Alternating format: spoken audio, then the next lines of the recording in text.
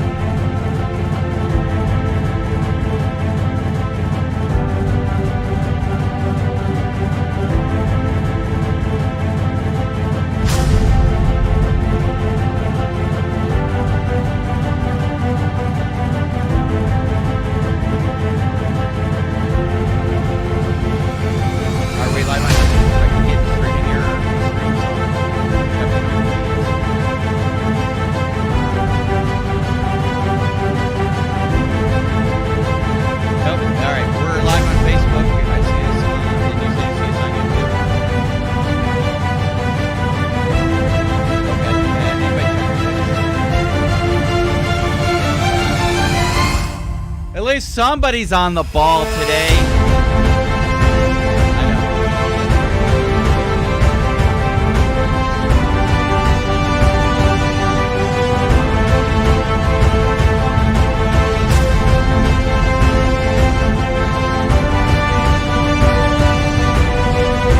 I don't remember getting permission to have this thing. Where's our question? Okay.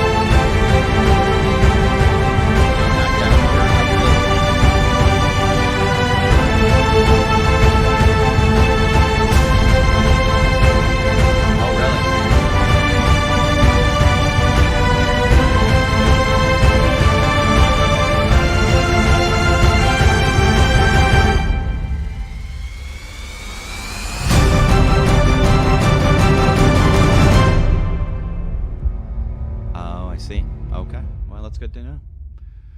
All right. Yeah, go ahead, Jim.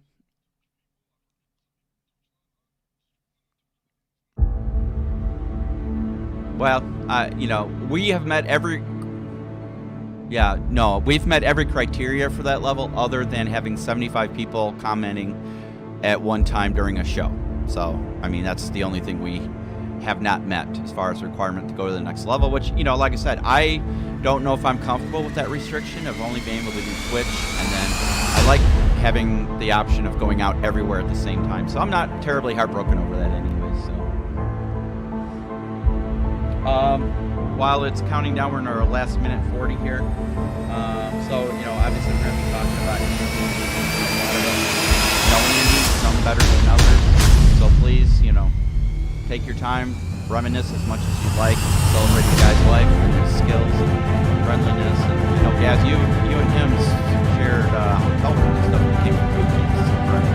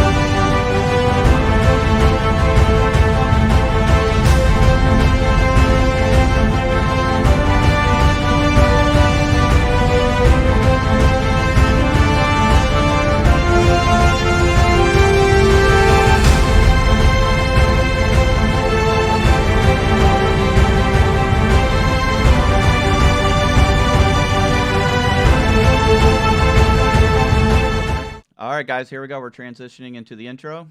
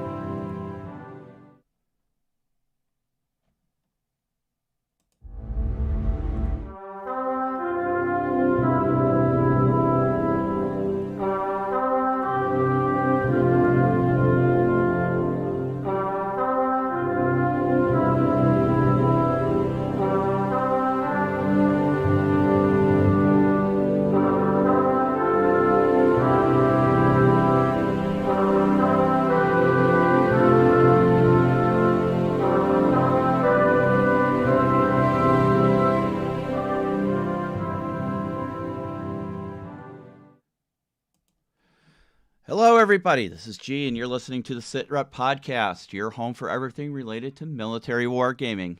Today, we're coming to the end of Season 4. I can't believe it's already been 4 seasons in the podcast.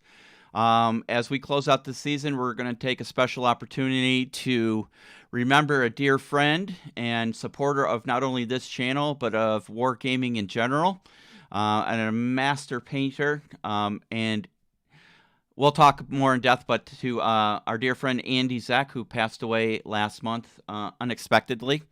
So we're going to reminisce about him, and then we're going to talk about a lot of different things related to wargaming. So we're not going to make this a somber episode. We're going to celebrate an amazing person's life, and we're going to celebrate wargaming in general. So, as always, we have the crew with us, and I guarantee you somebody will get made fun of somewhere during the show. And to start us off, we will start on the far side of the pond known as the Atlantic Ocean. And Gaz, how are you holding up during isolation?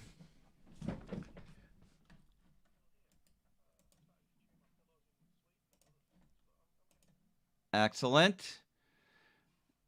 And Ralph, how are you?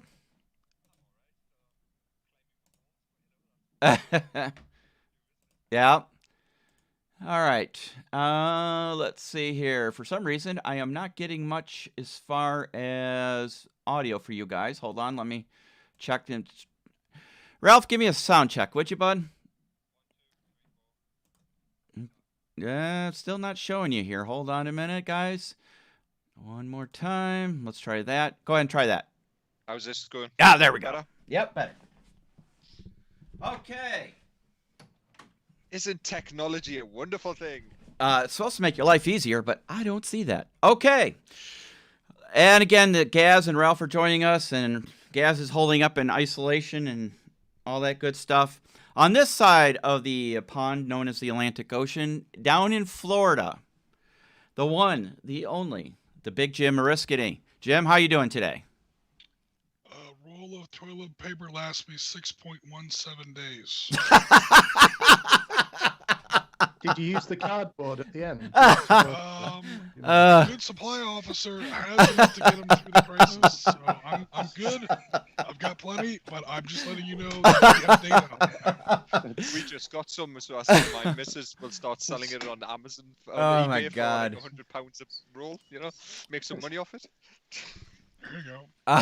So Jim, like our health official here, have you started doing the ratio of toilet paper usage to the number of trips to the bathroom to use them? We're so our metrics are still kind of compiling on that. It's definitely gone down on both. You know, as you sit inside, you tend to eat a little bit more, so you tend to have to go to the bathroom more. So it's a challenge. It's we're trying to make it work. So one, I caught what you said about piling or compiling.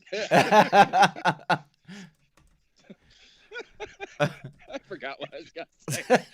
We do our best here on the elevated conversation of the SITREP podcast. Oh, man. Are we actually numbering each sheet as well? You know? Wait a minute. Do you have to turn it in? Do you have to turn in your excess, supply guy? No, not really. Although we do a sort of an inventory assessment at the end of each week. So, we see if anyone's hoarding is the basic, is the part of that. Yeah. Other than that, no, it's not a serialized item. It's not on your battalion CMR, so you don't have to turn it back in if you have it, if you have extra left over. But if you start to hoard too much, we will notice and we will come for you in the night. So generally speaking, that's a consumable, but in a time like this, is it really a durable good? Yeah, right. Oh, Lord have mercy. You guys are slaying me. All right. Got to have some sort of fixed life cycle, obviously, but is one time really all you're going to use it? Let's be real. Things get desperate. We haven't come to that point yet, hopefully. What, splitting it down the middle and pulling it apart? And... 2-ply. Yeah. Well, this show derailed quickly. You told us not to make it a somber episode. That's right. I don't think Andy would appreciate it if we had a crying somber episode. So, speaking of that, let's put on our thinking caps and let's sit back with our cup of life or juice or whatever your preference is, and let's reminisce a little bit. Jim, do you want to start off? I totally did not mean to, but I literally ran across him, so to speak, yesterday. We have tomorrow a pension leader game that we're doing for the 80th anniversary of the beginning of the Case Yellow offensive. This is Germany's high water mark. Depending on how you look at it, you might say this is the darkest day of World War II. It's Germany or the Third Reich at its absolute height. May 10th, 1940. This is when this was the big classic. They conquer 4 countries basically in a day. That's an exaggeration, but Blitzkrieg. So they go into France, Luxembourg, the Netherlands, Holland. I already said that. I'm sorry, and Belgium. And they also defeat the British BEF. So they basically kicked ass on 5 countries in one gigantic campaign. It's when you say Blitzkrieg, what you're talking about is May 10th, 1940. The 80th anniversary of that is tomorrow. So we got some games getting ready for that, and I'm drawing the maps for it. And to kind of, it's a tedious process to draw these maps in Photoshop for tomorrow's bench leader game. And to kind of keep me going, I just put on like one of the old boot camps. Like the YouTube playlists or whatever, like a bunch of the sure enough, there he is. He's doing an interview with Jerry about one of the more goofy games that they had during the last bolt action boot camp, where it was in the desert, and sure enough, I think Jerry brought his Ark of the Covenant little miniature, quote unquote, and they were talking about it and playing around with it and so on. So yeah, I met him twice at 2 of the boot camps. He helped me out a lot during certain, even when I wasn't talking to him face to face. He was helping me out a lot. He straight out saved, from 3,000 miles away. He straight out saved my first attempt at 28 millimeter, which is not my wheelhouse. I'm not very good at miniatures in general, 28 millimeter least of all. I usually stick with the smaller scales because people don't notice when you make a mistake in a super small scale. But I was trying 28 millimeter long range desert group for a British force, or a New Zealand force really, and it wasn't going well at all. And this is right before that same bolt action boot camp, so I put it up on the project thread, and he logged on, and he's like, first of all, because I was really getting depressed about this project was not going well. It was a complete train wreck. The primer went down on the miniatures terribly. I wasn't even sure if I could go to the boot camp at the time, and I was like, why am I even building this army if I can't go? Plus, it's coming out terrible. And he logs on, and he's like, look, it's not gone yet. You can still save this. He's like, here are some steps. And he's like, 1, 2, and 3. And, not only was he a great guy, but he was a friggin', godlike painter. Yeah. So, even just by giving like 2 or 3 bullet points of advice, I just followed his instructions, didn't try to interpret it, just listen to what the guy says, do exactly as he prescribes into your project. And, I swear to God, those miniatures look pretty good now. Without even putting a paint brush on the miniature, he basically saved that project. And again, met him a couple times at the boot camp, at a couple boot camps. So, I certainly didn't know him as well as some people. It definitely sounds like Gaz doing better than me, but yeah, I mean, what a loss. The gaming tables of heaven are about to get one hell of an upgrade. Is all I can say with that. Gaz? Yeah, I knew Andy through a few boot camps actually. I think I first met him at the Drop Zone, Drop Fleet Commander one, and we shared a room in the hotel that we always used to frequent before it sadly shut down. And having chatted after that one, found he lived maybe 25-30 minutes from where I do. So post that, we used to arrange I used to pick him up at 4 o'clock in the morning at Tesco, one of his local supermarkets. We'd whiz down the A12, pull in at the McDonald's for a breakfast en route to Stansted Airport, get to the airport, have second breakfast. What are you guys, hobbits? We're Not- both not your hobbits, we're alright. both men of a certain metric quality, is the term. And we pretty much talk about our ideas for the boot camp on the plane all the way over. I'd normally get a hire car and we'd drive up the hour or so to Coleraine. And then once we got to Coleraine, we'd have an oyster fry. So that's third breakfast. No, definitely not. That's probably 11. So is that brunch or first lunch? Stand outside having a cigarette, and then we'd go in and we'd set up our little paint areas next to each other, and we'd have great weekends. So yeah, he had such a unique style in how he painted, and the speed he could paint was absolutely ridiculous. And Yeah. for those that haven't seen, it's worth going looking at the memorial that's been put on tabletop. They've put up a nice little memorial for him initially, and some videos, some pictures of what he's done. And even if you want to see just the sheer quantity and quality of what he would produce, on Facebook, his page, Andy Zeck Miniature Painting, is still up. And for example, during the COVID thing, you'll see he paints at least a miniature every day. So every day he posted what he'd painted that day. Sometimes it was 2 miniatures, sometimes it was like 5 or 6. Mm-hmm. And it's just ridiculous how good they look as groups. But yeah, he had some. I once asked him what his setup was for taking such nice photos, and apparently it's all done in an Amazon box that is smooth black just from the sheer amount of spray that's gone into it over time. Everybody else's is pebbled, Andy's was smooth because it had got to a stage where he'd evened the paint out in every part of the box. But real gentle giant, like I said, such a real good educator on how to achieve what you were looking to achieve, and in a short amount of time. He was a real gent, and he'll be sorely missed. Oh, most definitely. Especially by those that spent boot camps with him. Although Big Ben from Foreground, Andy's a dentist. In fact, I've been to Andy to have a checkup because I wanted to go and see him. And he said he was working that day. I said, well, I'll finish early and I'll come and get a checkup. So it's interesting talking about models when somebody's trying to vacuum your mouth and stab you in the gums at the same time. So I've been in some unique scenarios with Andy. But it also meant the Big Ben from Foreground, he's another good lad. He has a fear of dentists, and he would literally call Andy the dentist. But he loved history so much, as did Andy, especially the Roman period. Hence his username on tabletop was Suetonius Paulinus. Mm-hmm. That they would talk non-stop about history. But it was like Ben had to build up courage to go to talk to the dentist. But once Ben gets, he's like a juggernaut. Once he gets talking, he just keeps going.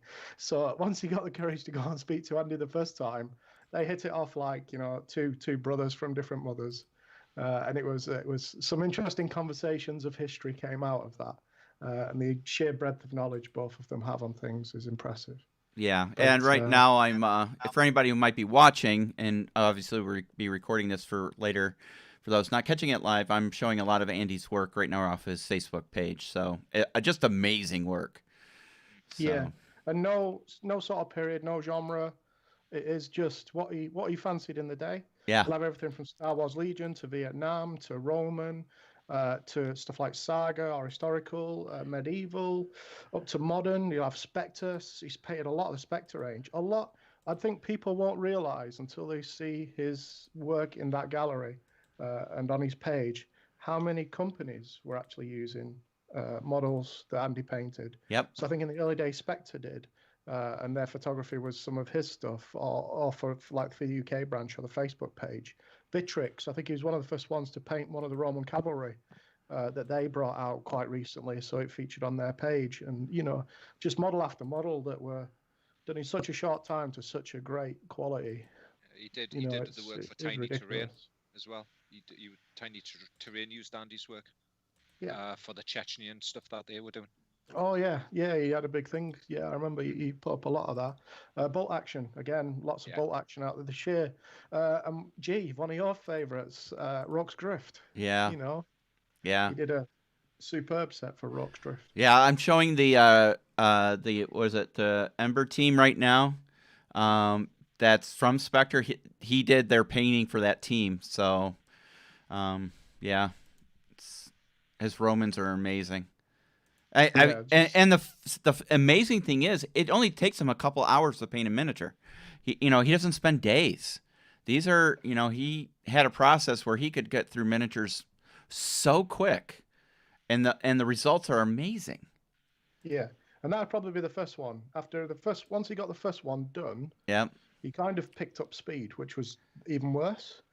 So, 2 hours to paint your first minute. In fact, I think on Tabletop, on one of the videos there, he has an interview because he's finished the first model, and nearly everybody else is still putting them together. And Andy's not only put them together, but he painted the first one. Uh-huh. They were about 2.5 hours into the event, and he'd only spent 30 minutes on that model, and it was done, and he was on to the next one. So just phenomenal painter. Yeah. Ralph, do you have any stories about Andy? Yeah, I mean, I would always reach out to Andy and ask him, colours and things like that, and get advice. The last time I actually reached out to him was he just posted up his US that he was doing for Bolt Action. Uh-huh. And I was asking him what colours he was doing, because I'm looking to redo some of my 28mm Americans for a little project idea I had. And I asked him what colours they were, and he said, and I said, do you have the Vallejo ones? Because he gave us all the colour schemes in GW. Uh-huh. That's what he was predominantly painting in. But I could message him on Facebook anytime, and he would quite happily fire a message back, go, yeah, this or this. He's the one that gave me the hint about how to attach the optics on the Spectre minis. Okay. Because all those people that know those optics that come with the Special Forces and stuff are so tiny. They're a right royal pain in the behind to actually attach properly and keep them there. Right. And he's the one that suggested using a bit of blue tack and some super glue. Yeah. And just, blue tack to hold it in place and a little bit of super glue to keep it there, and then it would stay. And so he was just so helpful in what he was doing. And a lot of the Spectre stuff that he did as well was he did a lot of conversion. He painted a lot of conversions that Ivan from the Spectre group would send him. Uh-huh. So if you look at some of the Spectre stuff that comes through, that I think Andy might have pictures of, some of it is converted work that Ivan sent through. Yeah. But he was just so helpful, and Yeah. he'll be a great miss. But his legacy lives on in that painting gallery and all those images that he's posted up. Yeah. As far as myself, I used to talk to Andy all the time. And I don't know if you guys recall, but it was last year. Was there another boot camp last year, a Bolt Action one that they did in the late summer? Did you do one last year, Gaz? It was like late summer, early fall. Was it not it was Flames of War? Flames of War. Okay. Flames of War. Okay. While that was going on, Andy's messaging me and going, hey, Warren wants you to come over to Ireland, and I'm going to come over to Ireland, and we're going to film a whole series about how to paint camouflage. And I'm like, oh, that's awesome. He says he was so excited that Warren had proposed this idea that him and I get together and we film a series on how to paint uniforms of camouflage. We're going to put it up, under, I don't know if we're going to do it under Hobby Lab or whatever, but and it was like, okay, we got to pick these times, and we kept trying to come together with a schedule. And then, of course, the new year hit, and then the whole coronavirus stuff hit, and then, and then a few months later, he was gone. But, we were talking all the time about how we're going to put the show together and what we're going to paint. Are we going to do the same mini, and he's going to paint it his style, and I'm going to paint it my style, and we'll do a comparison, or are we going to do kind of like a tutorial where we teach each other how to do our styles? And, it was, it just goes to the point of you just never know if you're ever going to have enough time, and, it's part of the motto that I live by. Live for today, because you don't know if there will be a tomorrow. And unfortunately in this case, Andy kind of proved that in a very bad way. I met Andy, God, I don't remember how long ago, many years ago. I was writing something for Beast of War, painting. I had done some project, and it slips my mind exactly what it was. And he messaged me and saying, I really liked how you did that. And, and we started talking about just little things. And since then, we kept in pretty constant communication. I mean, it wasn't like we talked daily or weekly, but it would be like a month here, a month there. But it was pretty frequent. And and every time he sent something to me, he goes, "Hey, what do you think of this?" And I'm like, "Wow, that's just amazing. I don't know how you do it." And yeah. So to everybody out there who's been touched by Andy and his work and his friendship, and just a super nice guy, I think we're all better for it. And he's definitely left a hole in our lives and in wargaming and hobbying that I don't know anybody can really fill. But he left us all a gift, and I will miss him, and I know everybody else has known him will as well. But he like Ralph said, and everybody else has said, that he's left his stamp on the world, and we have his work still on his Facebook page. And I don't know, hopefully maybe somewhere down the road, some of his minis can get donated to, I don't know, Beast of War, and they can do a little museum. Warren's always talked about his museum and show off some of his work. I hate for it to just get put into a storage cabinet somewhere and be, forgotten about. So, I don't know. We'll have to... The Pacific War U.S. Marine he gave me at the boot camp is not getting donated to anybody. That's right. That's I think that's my most treasured mini at this point. Yeah. It's always been my best mini. People look at it, they're just like, "Wow, you painted that?" I'm like, no, a friend of mine did. Yeah. Because then there's all my other minis right behind it, which don't hit the Andy Zeck standard. Is probably the kindest way I can put that. Like Gas was saying before at these boot camps, I would be doing an interview, I'd be doing this, I'd be trying to, run a campaign or whatever. Because you guys have been to those boot camps, obviously. That hall kind of divides into two groups. There's the people who are gaming and the people who are painting all weekend.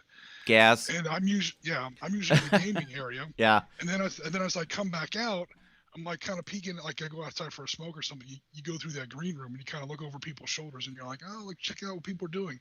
And I remember one time I saw, Andy's force. I think this was for the 15 mil Flames of War 4th edition boot camp. I could be mistaken about it. Anyway, it was for one of the boot camps. And I glanced over his shoulder. I'm like, oh, cool. I'm glad I'm not the only guy dumb enough to bring his pre-painted army here. And he's like, no, I painted this during the weekend. I'm like, go outside and don't come. Go look at the river out there.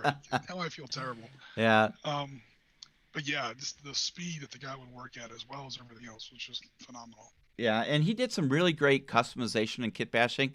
I'm looking at a page, the Jungle Ops guys he did that were a combination of Spectre, and I think he used the Empress heads for them. With the bony hats, and he just had an eye for it, and he did a really great job. And yeah, it's a shame we couldn't get together and get those videos to happen, and create some other stuff. I would have loved to seen him work on a book or something, of his stuff. It would be nice to have something like that as well. But we've got all his pictures and stuff, so yeah, it is awesome. So to Andy, from everybody here at SITREP, and to everybody out there listening or watching, we'll miss you. Godspeed till we meet again. So, whew. All right, let's lift this up a little bit, shall we? Ralph, I heard you got a parcel. I got a parcel, yes. I got my copy of the North Tag, or the North AG starter. So I got the rulebook plus the Russian and British Army sets. Nice. I'm still waiting for one additional, which was a unit of T-80s to go with the Russians. But other than that, yeah, everything turned up. Nice. So I haven't gotten mine yet. I think they started shipping Monday. Okay. Because they were shipping North Targ, and they were shipping the Ancients rules stuff as well, Mortis. Yeah, what is that one? I'm not familiar with that one. It's MEG, as it's called. I think it's the abbreviation for it, and it's basically a 15 mil Ancients. Okay. But from what I was watching when Jerry was talking to the guys behind it on OTT when they were doing the 2 weekends, because they did 2 weekends. Last weekend they did Saturday on Meg, and they did Sunday with on North Targ. So they had an interview with Piers and that interview with Warren, talking about North Targ. But the Meg one does lots of different time periods, and they're doing army books. I think I could be wrong, and I do apologise if I am. Where you can play one of the army sets that they mentioned that they were looking at in the sets for Meg is Samurai. Oh, really? Yeah. So using the Meg rules to create, Samurai, basically engagements and things like that. So, but on a large scale because it's 15 mil as well. So is it just a like a generic rule set for ancients, or is it? I think it is. I'll have a look. I'll bring up PSG's website. Okay. Yeah, I think they were sort of doing. They've done so many army lists from like 800 BC, I think, to 1200 AD or something. They've pretty much listed every army and give you the option to play an army list based around that point system.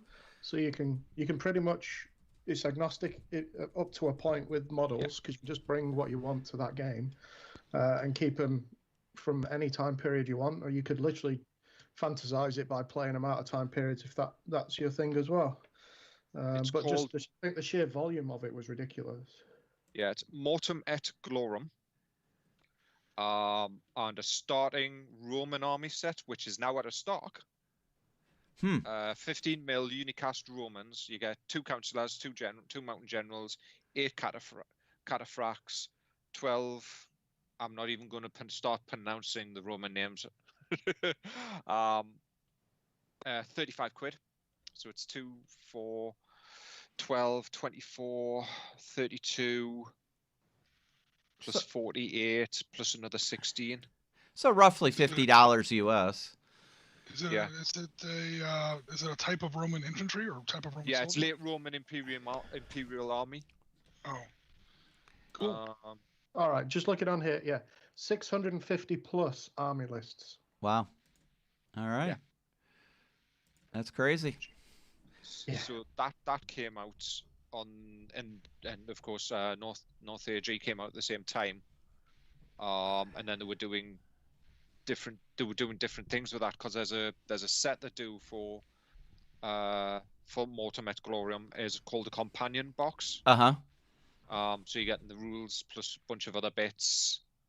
So you get the new hardback rule book. You're getting 20 world class pieces of art in it, which includes world class art.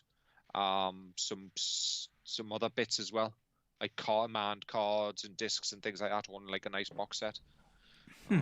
By the looks of it, but it's a hardback rule set, which is quite nice, and it's quite a chunky rule set. Yeah. And then of course you've got the armies that they're doing in this new plastic. So it's the same plastic that they were talking about that they're using for North AG as well.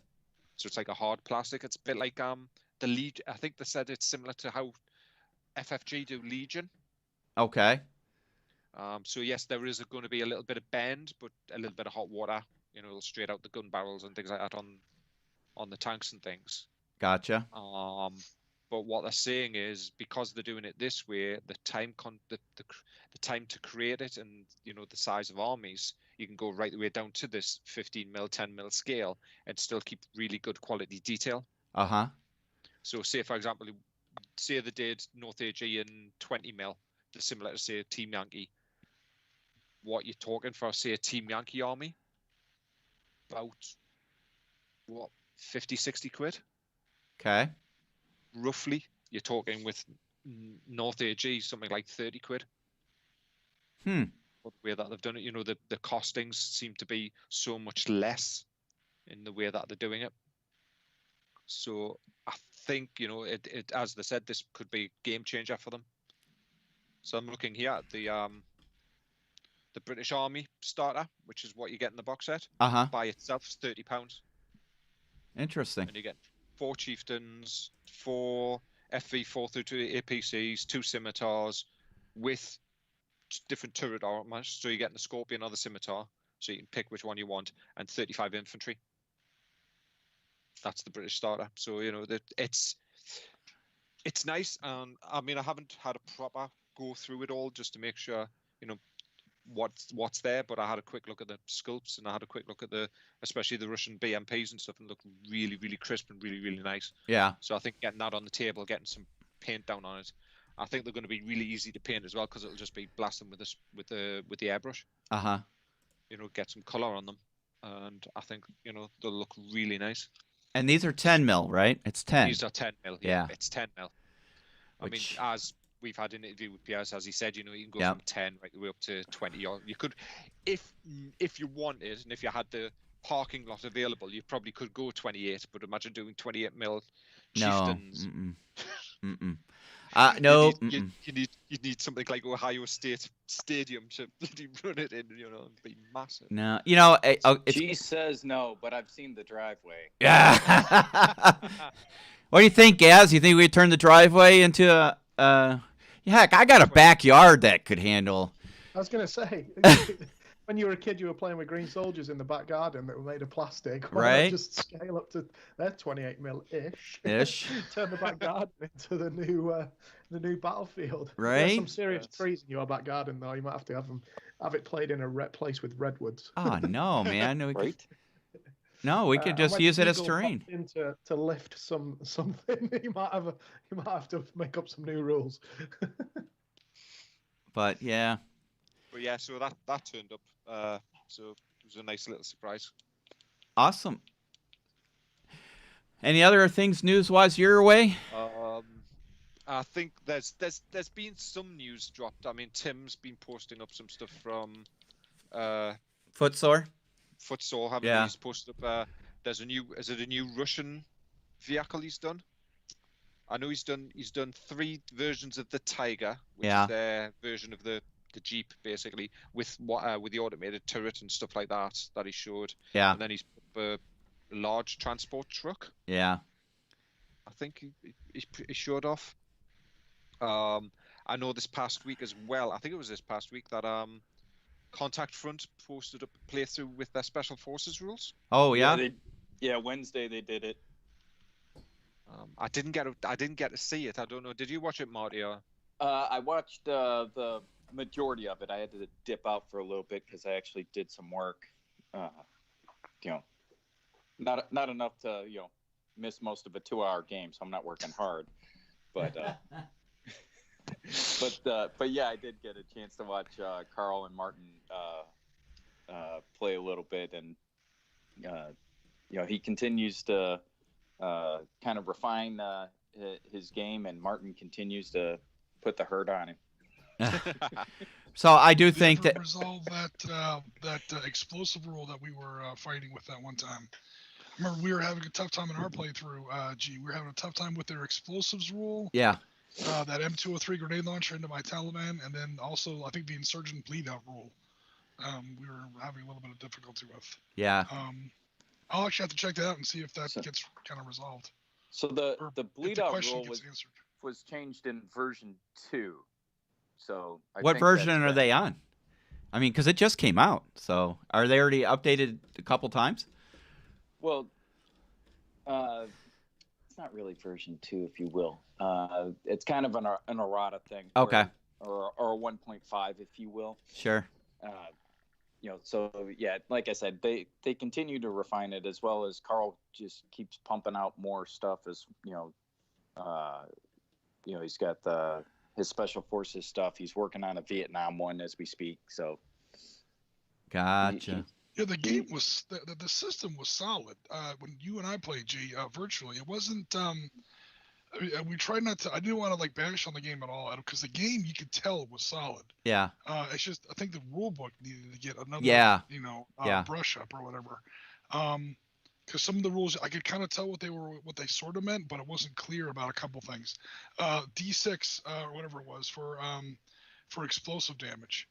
You launch that grenade into the midst of a bunch of my Taliban guys. It was like, okay, does this affect everybody in the AoE? Is there an AoE, or is it just on one person, or is that damage spread out among all the targets in the AoE? I mean, there's a couple ways that you can do splash damage, and a lot of games get that wrong. the base chance to hit, like the D6 is either a 5 or a 6, and then there was because like you would like hit each of my insurgents, and then they would all just die like 2 turns later. So I don't know if we were doing the game justice as far as the bleed out rule goes. I'll actually have to check that out, because when the game designer plays it in front of you, even if he's not answering your specific questions, you're like, oh, that's how he meant that we're supposed to, that's how. Yeah, it clears things up a great deal. Yeah, the only thing I don't that I'm not a fan of for Contact Front, because I very much enjoy watching them play, and it's one of the systems that I'm trying to do solo. That's why I got all my little models here. But the quick reference sheet is 16 pages. That kind of defeats the purpose of a quick reference sheet. It's its own little book.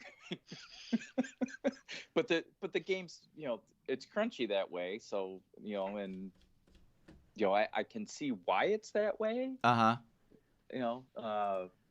Because people want the ability to have that kind of depth and get that far in the weeds on various things. So it just there's a lot of reference. I mean, this is a side, but the other one to look at, Marty, would be, as well as just from a rules point of view, is have a look at Fireteam Modern. It's by Rory Crabb. That's one that quite a few of the people I gamed with swear by. Dougie Robinson, who's quite active on the Spectre groups in the Modern Miniatures one, he posted a lot of his painting up. He used it to do the Falklands. Used that rule set to create some scenarios based in the Falklands. What's it called? Fireteam Modern? Fireteam Modern. It's by Rory Crabb. I'll send you a link to it, because you can get it on Wargames. The same as Drive Through RPG, but for Wargames. Okay. Yeah, I'm not familiar with that one. Yeah, it does between 15 and 28 millimeter, and it's platoon size or greater. Yeah, because I've got Skirmish Sanguine, Contact Front, and Spectre operations, and those have been the ones I've focused on thus far. For Spectre, I'll post a link to our Facebook group, and I'll send it around again. There's a guy, is it TP Combat? I think it is his YouTube channel. Tabletop CP. That's it. Yeah, there you go. And they've posted up. They're doing a Spectre campaign. Yeah, he's got what is it, Dubala? Campaign Dubala? Yeah. So I'll post that up for people to watch, because it's quite interesting to watch them playing through it. And there's another guy as well, and I'll try and find out that one. I can't remember what it was. Is he's doing Spectre, and he's also done some stuff with Spectre, but he's also done a campaign based in the old PC and game Jaded Alliance. So it's a mercenary unit. But by the looks of it, I haven't seen the first one he did, but the second one that he's just done the playthrough is the rule set he's done is he's using like a semi-auto RPG style, so you can upgrade. So if someone dies, you have to replace them. It's the whole because a mercenary unit, you can upgrade the weapons and things like that. He's doing things like that with them. But the troops aren't special forces ones; they're professional. So he's playing against, sort of similar size units, because with Spectre, a lot of the times it is the special operations versus the insurgents. Yeah, it's very much asymmetric warfare with that. And we've seen in Spectre how deadly, especially with the Dubala stuff, how deadly the special forces can be. Yes. And I've played Spectre games, and it's just, because of the alert, non-alert, suppression, the suppressors and all that, if you can get the drop on a patrol that hasn't seen you, that patrol will normally be wiped out, because it is that deadly, and they've captured that really well. So it's interesting to see games of Spectre played where the sides are equal, per se, compared to what you normally see. Yeah, because they don't, it's not really a conventional forces game, so you don't see that very often where it's two equal opponents. Yeah. Because normally you'll have the good guys, which are your elite soldiers, and there's a small group of them, and then so it's quality over quantity, if you will. And then you'll have your insurgents, and that may be a cast of thousands, but they're all idiots and they're getting smoked left and right. Yeah, usually the cast of thousands. You were mentioning Rory Crab games in conjunction with the Falklands. Yeah. We used the Rory Crab game for our 1982 Falklands game Op Center series. Yeah. Their Modern Naval Command. Mm-hmm. Not a bad system at all. It was the best I was able to find. The only system that was quote unquote better than that was Harpoon, which you almost can't play manually anyway. That game almost requires a computer. But yeah, Naval Command by Rory Crab. I think it was available in War Games Vault. It's a good little system. One, yeah, it's. I mean, it had a few issues, but at the same time, he also pretty much took like Jane's Book of Fighting Ships and converted the entire thing into his system. So his reference, like, okay, here's your 200-page book or whatever, your 200-page PDF, and the first like 40 pages of the rules, and then the other 160 pages are every class of warship that pretty much every navy in the world has used since like 1950 or something, or 1960, just laid out. It was pretty good for most games. It worked great for us because we were just using, what was available for both sides that 1982. I was looking through the stats and trying to figure things out. If the only issue I seemed to have was how aircraft carriers worked and how he would track how many aircraft an actual aircraft carrier could carry and launch at a time.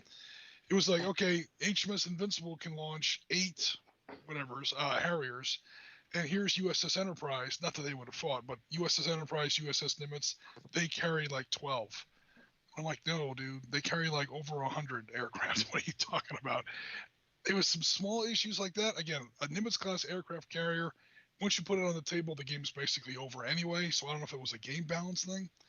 But it was the best, or at least the most workable, issue we were able to find for that project. I know he's a very prolific designer.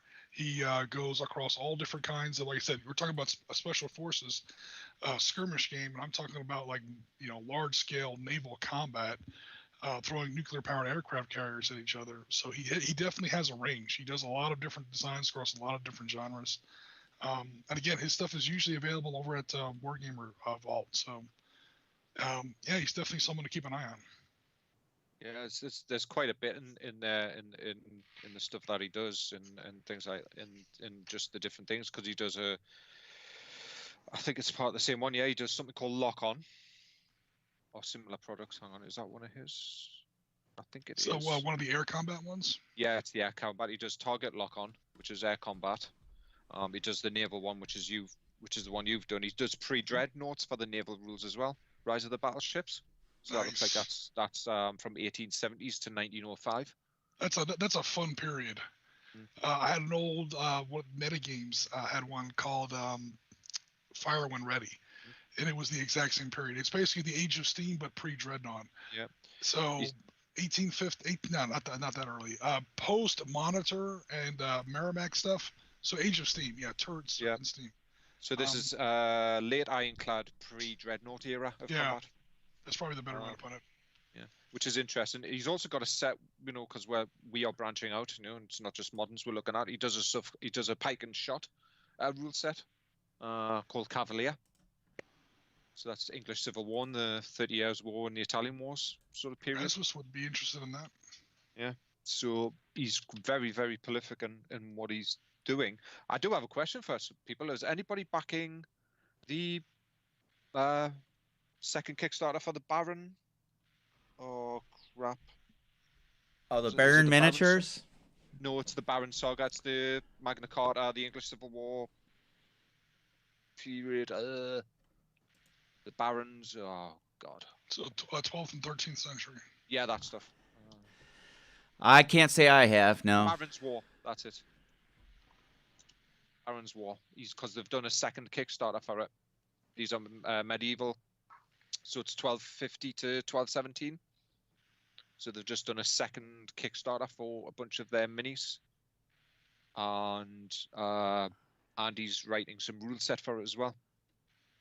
So you're talking there's some nice looking. So if anybody's interested in the medievals, and their sort of that period or the Crusade period and around that way, I would recommend having a look at that. Because that's been out for a while. The Kickstarter has been there for a while. It's got 28 hours to go, so maybe not. It's anybody listening live. But he has broken his stretch goals, and there's lots of new stuff coming. There's some really nice sculpts by Paul Hicks, who's sculpting for him. I've had a couple of updates from back the Kickstarter for the Vietnam scenery. So he's been adding more stuff to that, and it's wildbuildings.net. Yep, I was just gonna talk about that because it's getting close to finishing up, and they have they're at what $8,600 right now for funding, and I backed it. So I mean, it's just yeah, I know, right? It's just it's just an excuse for me to buy the super big resin printer to do terrain with. Which super big resin would that be? That's like F4 Phantoms have gone in recently, and yeah, there's a couple of transports gone in. Oh, really? Phantom, huh? Phantom's one of the latest fast jets. Nice. It was one of the workhorses of the Second World War transport plane. Nice. I see a DC-3, C-47. Yeah, I think it's one of them. One of the old paratrooper drop ones that they converted just for hauling stuff. So it's nice to see that he's also gone into transports, because in so many games we mainly see the offensive and the attack capable, and we rarely get the logistics.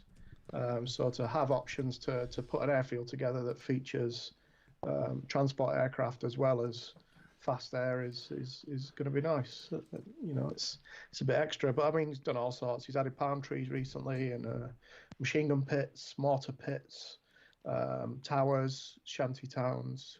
So there's quite a lot gone into it. I think he's starting to wrap up on what he's going to achieve in the time now. Yeah. And he said that everything's based on a 200 by 200 bed, but he's put a quick tutorial in about doing plane cuts, because I'm going to have to cut to put onto my printer, because 200 by 200 is a lot bigger than the bed I've got. So be having to play with how to cut them apart and magnetize them together, which should be quite cool as well. I say a lot of times, and I'm only half kidding when I say this, is if you're playing in World War II and half of your army is in trucks and half trucks, you're not doing it right. You're talking about people always forget about transport units. I mean, they want tanks, they want assault guns, they want tank destroyers. Where are your trucks? Where are your half tracks or whatever? How are your infantry actually getting around? This is especially your artillery, that they don't magically appear on your 20 millimeter table. It's got to be a lot of trucks. It's got to be a lot of half tracks. So I would have. To take it all the way up to a full blown airfield with C-47s on it is like the next level of that. But even with ground units, yeah, it's all about transport. Nice. Absolutely. Yeah, got to get to work somehow. They've also just put together a new website, so that's worth checking out as well, because it's not only got that, it's got I think it has like 20 pages of World War II scenery that you can download the STLs for, pay for and download STLs. I think there's historical and there's sci-fi, so there's quite a mix of stuff that can be applied to various game systems, which is always worth a look, Is it this guy? No, it's another guy that did Hotel Olympic as an STL. No, that was somebody else. That was somebody else. Yeah. Well, my only concern with this, I mean, for the amount of money, I'm not going to get burned if it doesn't turn out right. But none of it is actual prints. It looks like it's all renders. Does anything look like an actual print? Sent through some test prints to those. So you'll have had an email with him showing 2 or 3 of the test prints. Oh, that's weird. I didn't get it. FDM. Yeah. Yeah, so I've had it through. So he's done the palm trees. He's done a machine gun pit. And he's shown how they look. Uh-huh. So we have seen some stuff. And to be fair, the palm tree is a very complicated print, because he's really gone to town on the sort of the trunk of the palm tree as well. It's got a lot of I see it now. Yeah. snapping. Yeah. Yeah, and the leaves as well. It's complicated enough to be a challenge, that if he's managed to achieve that with such a complex STL file, stuff that's smooth like aircraft, I'd like to think it'd be very good as well. He's put up on the updates, update 20. He's put up a free. You can download the Palm Tree Yeah, that's right. STL file for free. It might be on my memory card, waiting to go on the printer tomorrow. 20 hour. My current 20-hour print finishes. Interesting. What are you printing? At the moment, something not historical. What? So, You're- I will say I have now got 2 geisha girls, one with 2 fans Nice. for my sort of samurai. How much did that cost you? Well, he is living alone. He might be lonely. I was gonna say, how Is much that your did it cost entertainment you? while you wait for the printing to stop? You guys are They asking came how with much my, how they much came it with my costs. food That order. depends on if it's by the hour or if it's overnight and if it includes breakfast. I did wonder why the Just Eats bill for the delivery was £120 until the lady stayed that dropped it off. No, so I've been working on them. I've printed out a couple of them to be used as sort of leaders. I've got some Yuri Bowman, 2 Yuri Bowman that I've printed off, and 2 Ashigaru, which are the spearmen. Yeah. So that's where I'm at. Oh no, and I've also got a like a full-blown samurai, so full armor except for the face, the demon mask. So he's in full armor with a 2-handed katana, or a form of blade. So yeah, it's all the Titan Forge stuff. It's the Dragon Empire release. Yeah. I mean, it does go to Fantastical, but they're actually releasing something called Bloodfields, which is going to be their fantasy game. But that also means that they're bulking out every army. So the Dragon Empire have a number of samurai correct models. So I'm hoping to get enough out of it that's real to use it for things like Test of Honor as well. So I can double up by only having one army for a couple of different games. But my favorite part of it is the bases. So they have released bases that are themed and small scatter terrain, such as walls for a compound and a gate. So you could bulk it out into a full sort of compound wall and then get buildings to put in it. And the bases themselves, when you print them out in resin, I've got one here. For example, the top is all laid bamboo for the sort of the raised, kind of what you'd get in a back garden. I can't think what they're called. It's not a mezzanine, is it? It's like a patio for the back garden. So they've done all that in like laid bamboo with concrete around it, then stepped it down. Then they've got a gravel on either side of another bamboo path with the small stones that you get either side that were cast like tiles, and then some small lanterns, and that's all on one good size oval base.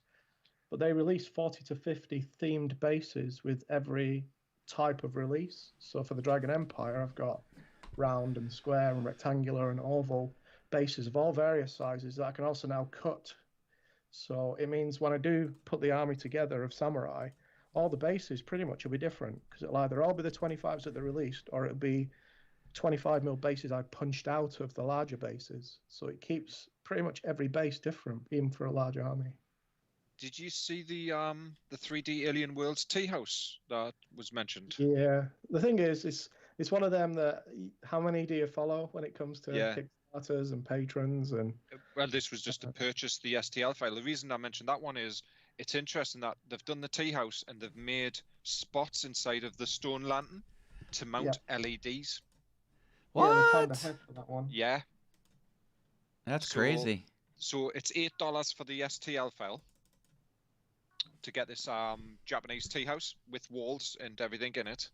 So you get the tea house, you get the bamboo fencing, you get a thatched gate, you get all of this, and you get a stone lantern for LEDs, and they've got instructions on their website, because I'm looking at it now. Yeah. Showing you how to wire in the LED for the tea house and stuff, so you can actually mount an LED into the stone pillar for the lighting. Nice. So it's getting to the point where I think the limits are now just going to be people's imaginations and the skill. Yeah. Of what people can bring out. I'm on a couple of non-historical Star Wars groups for Legion, and someone's been posting up comparisons for 2 STL files for the Clone Troopers drop ship, the LAAT in Legion scale. We're not talking, say 20mm that you can show this is where they're dropping in. there's two companies have done the STL files to print it in scale for Legion. I mean, the STL files are expensive, but you would expect that because of the amount of work that's probably gone into the modeling of it, ready to do it. But the guy's printed them both in, I think he's done them in FDM. I could be wrong.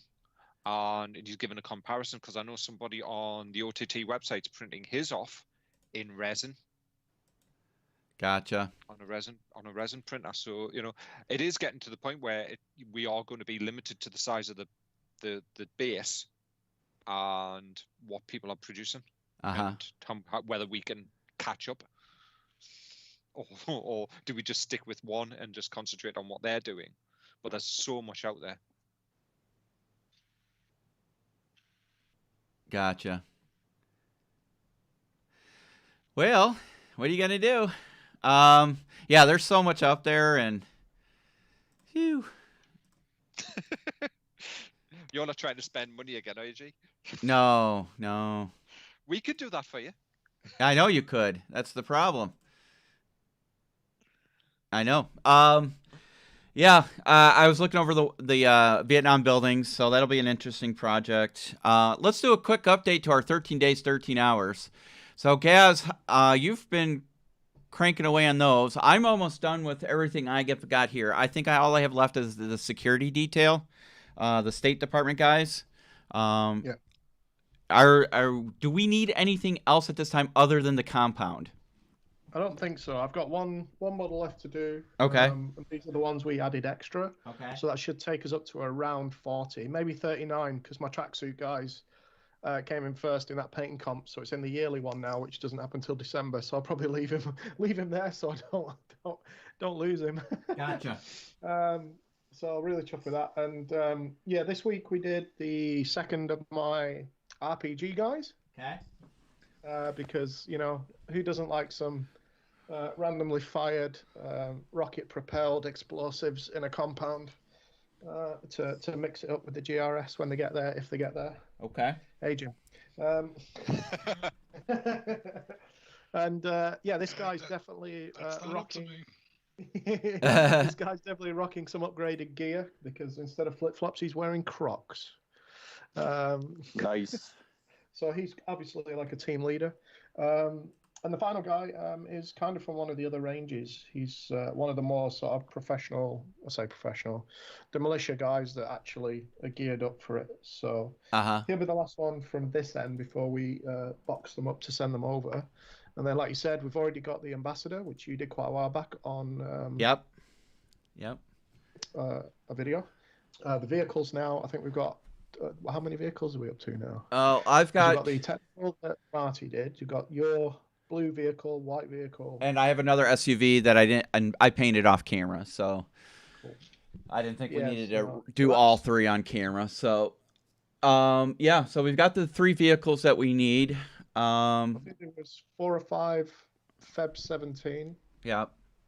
Guys, I don't think we've got anything for them yet. No, but you know what? I probably got stuff around here that I can look around and use. I've got some other guys we can use that are in some uniforms, so we could just throw them. Policemen, but they pretty much bugged out straight away. Yeah, I'm not even gonna count them into the mini game. Cause remember, the game we're looking at is the compound when it comes to miniatures. So the police didn't even play a role when they stormed the compound. So well, it's going to be weird just because in reality, not a single shot was fired between GRS and enemy. So it's going to be weird because obviously they got there very late in comparison to what we think they could have. So when you go in, it's with a much shorter time window for the militia and the insurgents to have dissipated and broken away. So how you enter, where you enter, what you engage, what's going to be there is going to make for such an interesting game. Yeah. This is one of the mechanics that we're trying to bake into the transit game, whereas there's almost like a bell curve, kind of a crest, as far as like what turn in the transit game the GRS team reaches the compound. It's impossible to reach it on turn 1, but let's just say you can reach it on turn 1. Turn 1, it's like I can't remember what it was. It was like 1d20 plus 0 or something. Turn 2, it's 1d20 plus 10. Turn 2, it's 1d20 plus 3 or whatever. It gets up to like 1d20 plus. I didn't want to make it too high because I know you guys actually have to make the miniatures that come out on this stupid roll. It's very. I can type numbers in Excel all day. You know, I don't actually have to paint any of this stuff. But it comes up to that crest, and from what I understand, you guys know more about this subject than I do. I'm just going off of your lead, where it's okay. It goes up to a crest at the height of the assault, and then later on, after the assault on the mission is on that CIA annex is more or less or embassy annex is complete. The insurgents start to pull out, and the number starts to drop off, and that's where we wanted to get that dilemma going for the GRS player in the transit game. Is you're going to drive to the compound, you're going to get there as fast as you can. Once you get there, you get to decide when you're going in. So there's 3 factors to consider. One, the longer you stay out in the street, so to speak, the longer you might get destroyed or take losses just from random enemy forces, number 1. Number 2, it's going to get safer for the GRS personally to wait and wait and wait, because probably by the time you get there, that crest of insurgent assault against that compound is already going to have passed, and they've looted the place, they've killed everyone they wanted to kill, and now they're actually pulling out. So that number's actually going to go down starting, I think it's like on turn 4 or something, turn 5. But at the same time, the objective of the game, the ambassador survival check, is going down and down and down, because he's either been wounded or he's in that building where he was unfortunately trapped, and the smoke inhalation was starting to get to him. So it's okay, look, you can wait as long as you want to, and it's going to get easier for you personally, but the odds of you getting killed are going to go down, but the odds of you winning the game, i.e. rescuing the ambassador, are going to continue to go down. So, you have to get in there as soon as you can. At the same time, don't go in there too soon, or you will step, because you're not inside the walls yet. You're approaching the compound from outside into the middle of the height of the assault, and the odds of you making it are going to be pretty slim. So it's going to be a tough decision, is what we're kind of aiming being at. the enemy player, it's definitely 0. Wow. Okay. It's on like Donkey Kong, I think, is the correct. Oh, listen to the Brit talk shit. All right. I'm a keyboard warrior over here. All right. I'm up to 4 LMGs, 2 RPGs, and 40 plus guys now to your 5 people. Yeah, but your guys don't know how to shoot straight. That's not true. Mine are well trained in hiding behind cars while shooting over them. There's 2 of them actually are in that pose as well. So there's more than that, because I painted up some too. Well, you've always got to have your sacrificial lambs, haven't you? What can I say? Uh-huh. Well, but so it puts us back down to the compound, which I think we said was probably going to be around 8x4. Yeah, it's going to have to be. Yeah, when you guys start the compound, it's going to be my trigger. Let me know when you do start that, because that's going to be my trigger for getting that transit game back under construction. Well, I am looking at the weather for next week. Marty, are you up for construction next week? I am available. I have nothing planned for the foreseeable future. All right, stand by. I'm checking weather. Because I am going to, while you're checking that, I am going to have to start the map over. Why? So all those buildings that I was building on, that I was designing, drawing, whatever the word is, in Photoshop, those are great, and I've gotten good use out of those files. The problem is they're way too detailed, and they're way too. I would be building those kind of buildings for the next 2 months, even if I was building 1 or 2 a day, because the scale of I completely misjudged the scale of the map. The scale of this map. You got to build 1.5 miles of them. Yeah, and I'm gonna need. So it's 1.5 miles wide by at least 3/4 of a mile tall. I don't even know what that works out to. 1.5 times 1.5 times 0.75. Yeah, we're talking about almost a little bit more than a square mile of this stuff at Benghazi density. Even with a lot of copy pasting, I would need at least like 40 or 50 of these files. And then that's not even the bad part, because I've already used these in HK Ops. I've used these buildings. I could use these buildings. You're never going to run out of use for desert buildings in desert urban terrain in modern warfare, sadly. You can use these in Fallujah Gap and Sunny Triangle in El Sadir. You can use these buildings in anything. The problem is, but they're in such a resolution, and the file density is such that by the time I don't even know how many that would be. That would be several hundred of these individual files put into this master file at once. The file is going to be like 60 megs, and then we're going to open that up in Skype or in one of our web things to actually play the game, and it's going to be like every time you move a piece, the system's just going to be dragging. The whole internet's going to slow down. Yeah, it's not going to work on. It's just not going to work. And it's just a planning or a concept error on my part. I got the transit game isn't going to be a miniatures game. Obviously, it's not going to even be a miniature scaled game. It's going to be more of a zoom out hex encounter kind of a thing, just because of the scale. I started to think of it as a miniature game because one force is only 6 men. So it's like, oh, I'm going to make up these 6 guys. And we were talking about what color shirts they were actually wearing and what they were armed with, like individually. Before I know it, we were approaching this almost at an RPG scale. And then you're like, okay, that's great. And we can keep all that stuff. But then we get to the map. The map is a mile and a half. Like, how many dungeons do you draw in D&D that are a mile and a half long? 3 a week. Okay, there you go. Oh, Gaz. Your family is so ashamed of you right now. No, I'm just kidding. But the map is just going to have to get reconceptualized just to make it workable. I think I know how I'm going to do it, but as soon as you guys get started on that compound, that compound's going to take you at least a week, right? It'll take longer than that. I mean, Possibly. Well, we I don't said at least. We don't even have all the Probably a week materials for it yet. Well, here's the thing. So I checked the weather. So Marty, next Saturday, just put it on your calendar now. We're going to start our new show, this new build table with Marty and G. You can't use Norm and what's the other guy's name, but in this old house. So we can at least start putting materials together.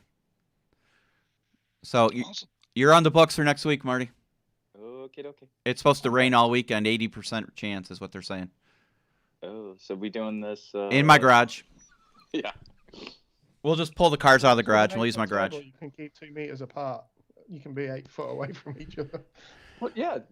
Each of us gets an end of a table. Right? And we're going to have to build the walls and everything ourselves because I just, unfortunately, I don't see the guys over at Blacksite getting us the materials we need in a time frame that we're going to need it. So, it'll be a good tutorial videos. So, Gee, I'll have a look. I'm pretty sure there's some that'll work for that from like Thingiverse. So you might be able to print them. oh, okay. Cool. That might cut down some of the time because that can be running sort of in the background while you do the rest of the stuff. You're going to print the walls for this compound? Is that what you're saying? It's 24 feet of them. I was going to say. What? Okay.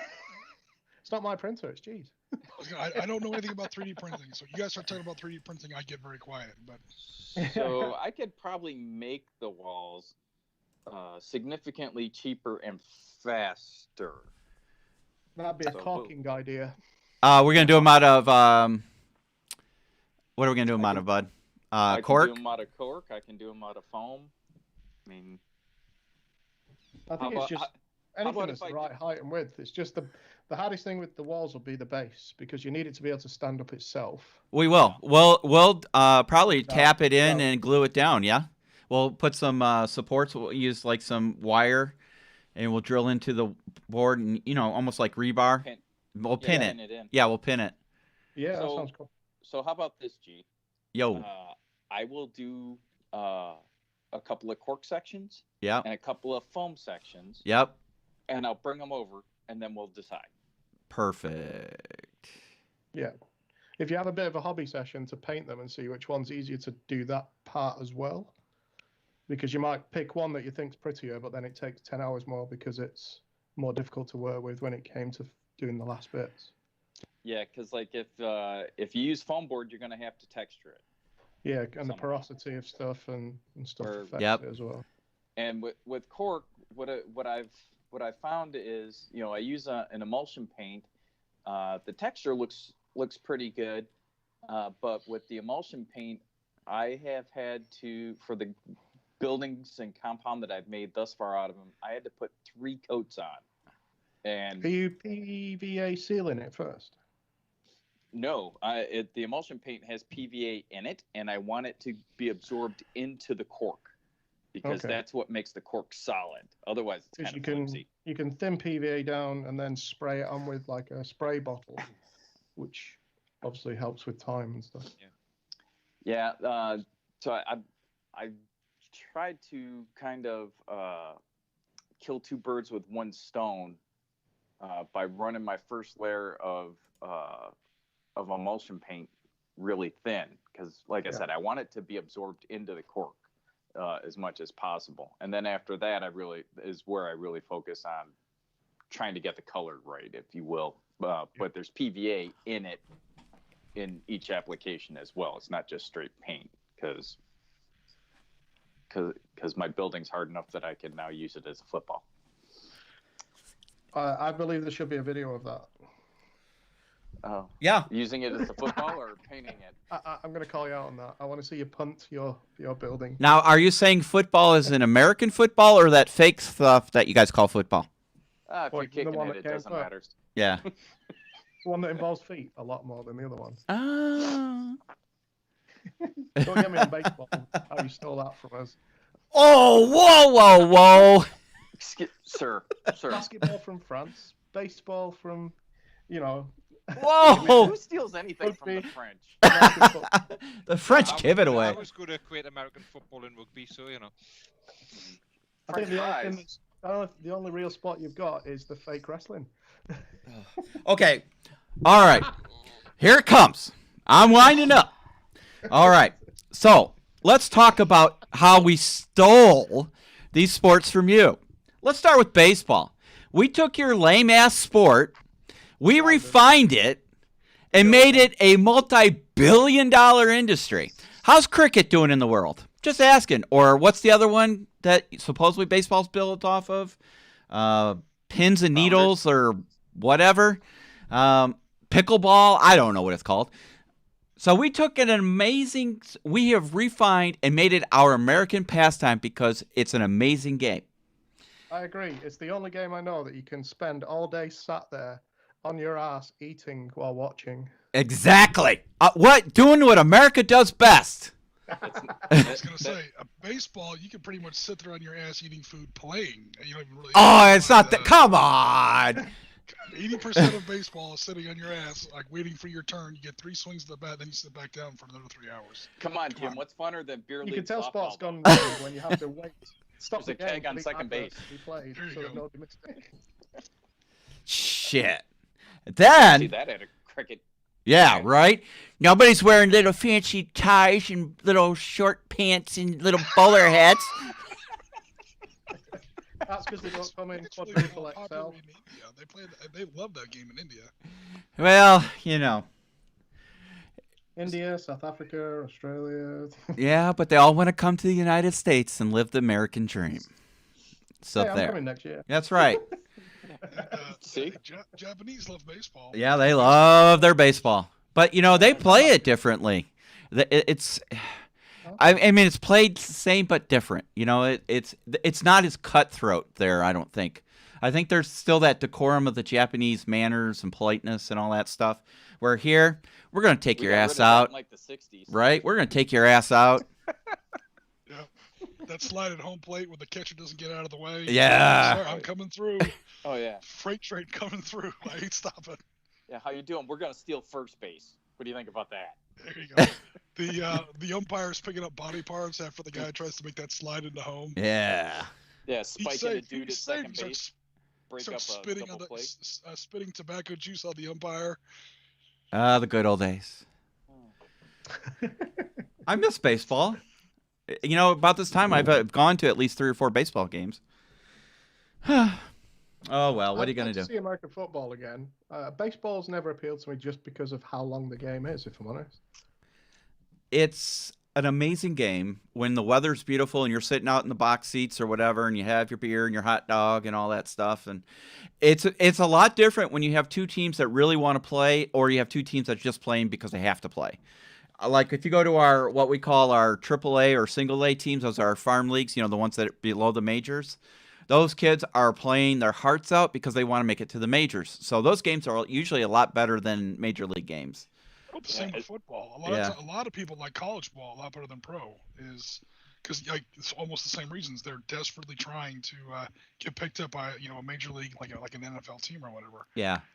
The nice thing about semi-pro baseball though is a lot of professional players do their rehab stint there, so you can go see a star major league baseball player that is rehabbing from an injury. We can go see him play the Kane County Cougars. Yeah.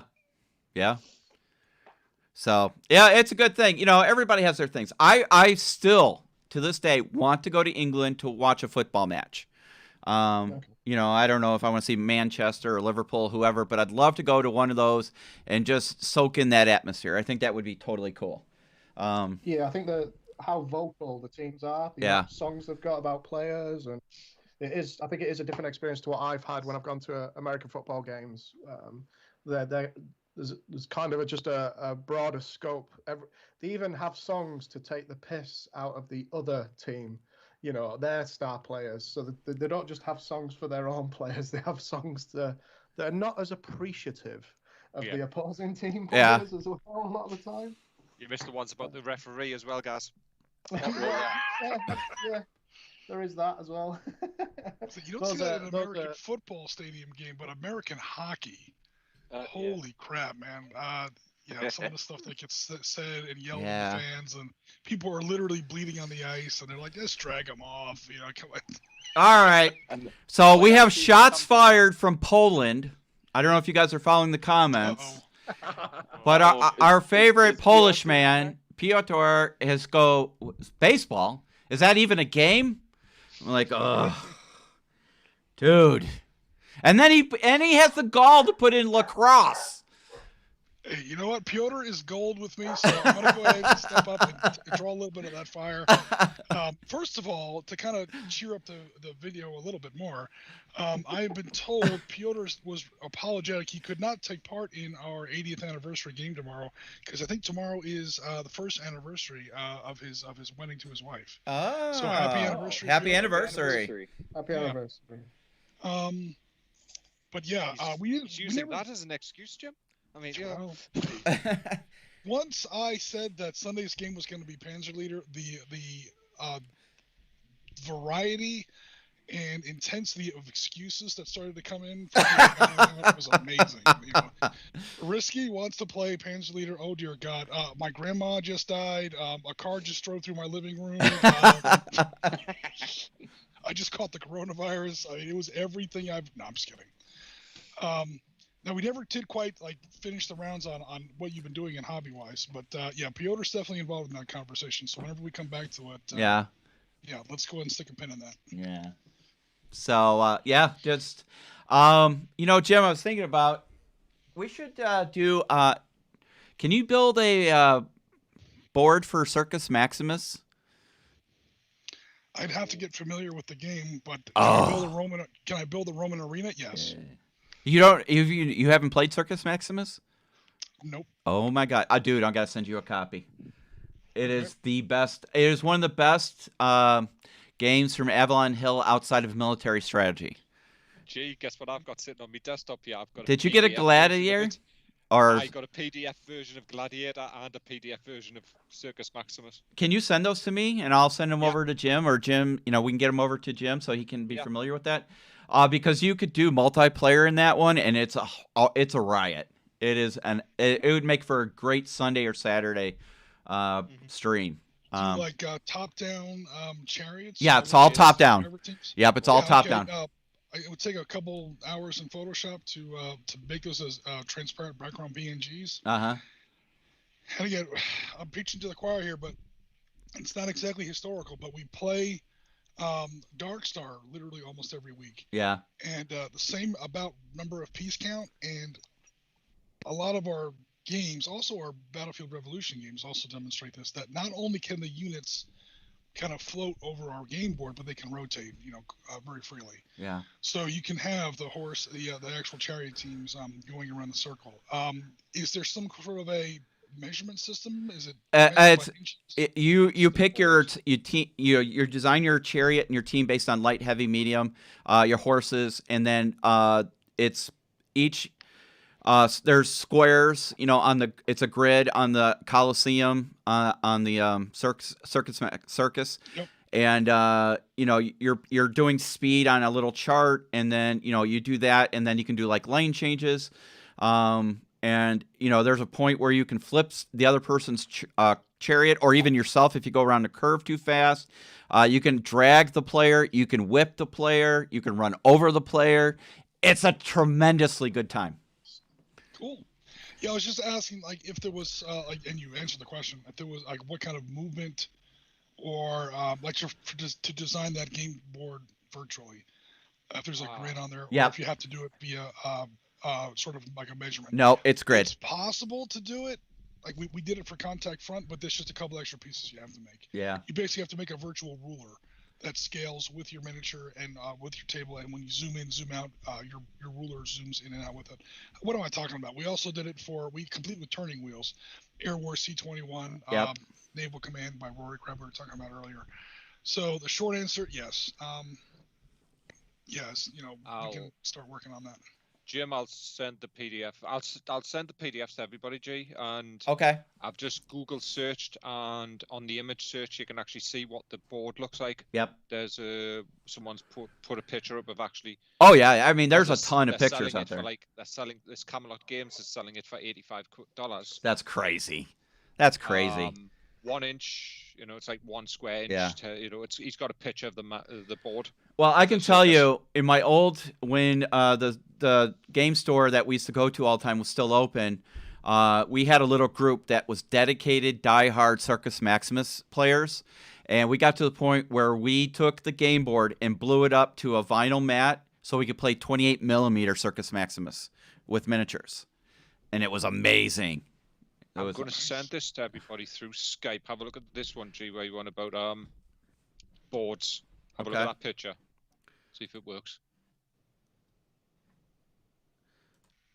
Yeah, so it's a good time. I mean, it would be just a little, something different for.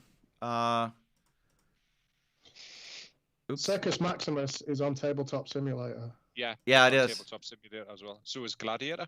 Is it really? Oh no, I lost him. Sorry, guys. Hold on a minute. Skype just kicked me out when I tried to click on the link. You guys back? Hello? You guys there? A Gladiator group.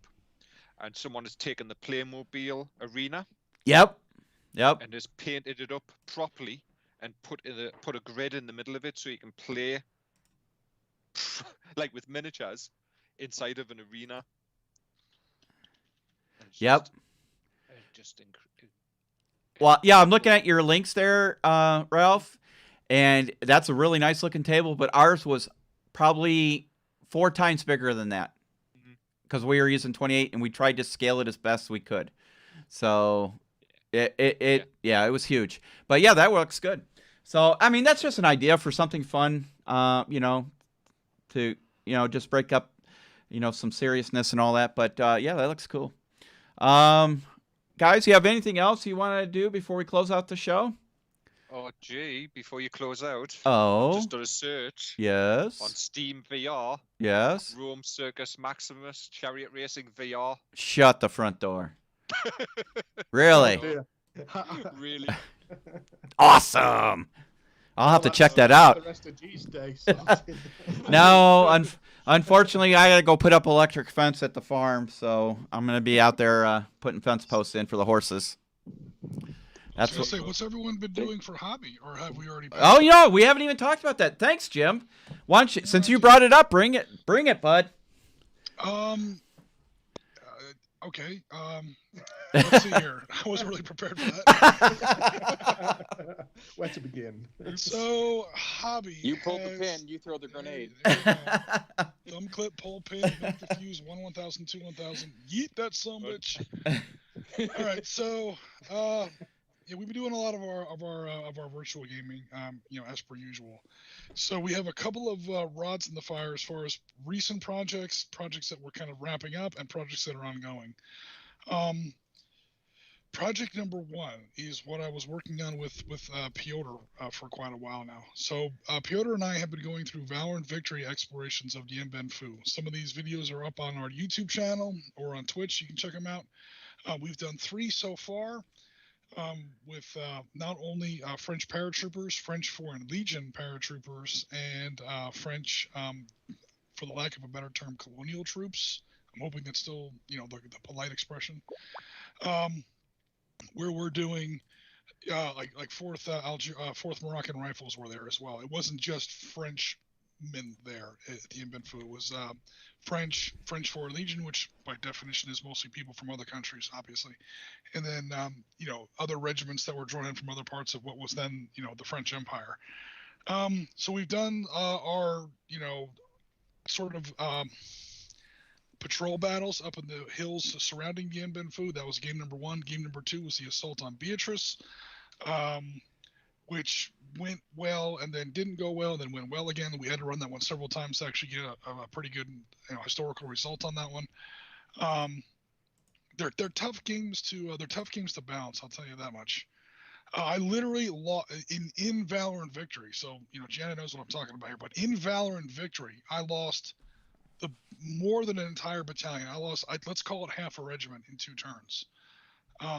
In Valorant Victory, where each piece is a single squad. So I lost like 40 counters in two turns. Obviously, I was playing the Viet Minh. So it's easy to, Dien Bien Phu was an incredibly bloody battle, but it was almost like too bloody for our games. So we had to work on a couple things to kind of, make some adjustments to make those scenarios work. And then earlier this week, we've been doing a lot of streams like in the middle of the day. I'm working from home. The days are pretty full, work-wise. However, we do still get lunch breaks, so we're able to do like these little 1 hour, 1.5 hour streams in the middle of the day, which are fun. Where we've been kind of chewing our way through our third battle, which was one of the later Viet Minh assaults on Elian 2. That was another one of their strong points here at Dien Bien Phu. They all have women's names. Everyone knows the story. All these French bunkers are supposedly named after the mistresses of the commanding officer. Probably goes a long way in explaining how he lost this war so badly, because he wasn't paying very much attention to the battlefield. And so we did Elian 2. We're going to do one more. I'm not sure exactly when. This week, maybe next week, we're going to go ahead and finish up our Dien Bien Phu series with a 4th scenario designed and play tested a couple times for some of the final Viet Minh assaults against French and Allied positions at Dien Bien Phu in the beginning of May 1954. So that's Project 1. Project 2, we're still continuing our play testing and refinements on Battlefield Rebellion. We had another great game with Dylan.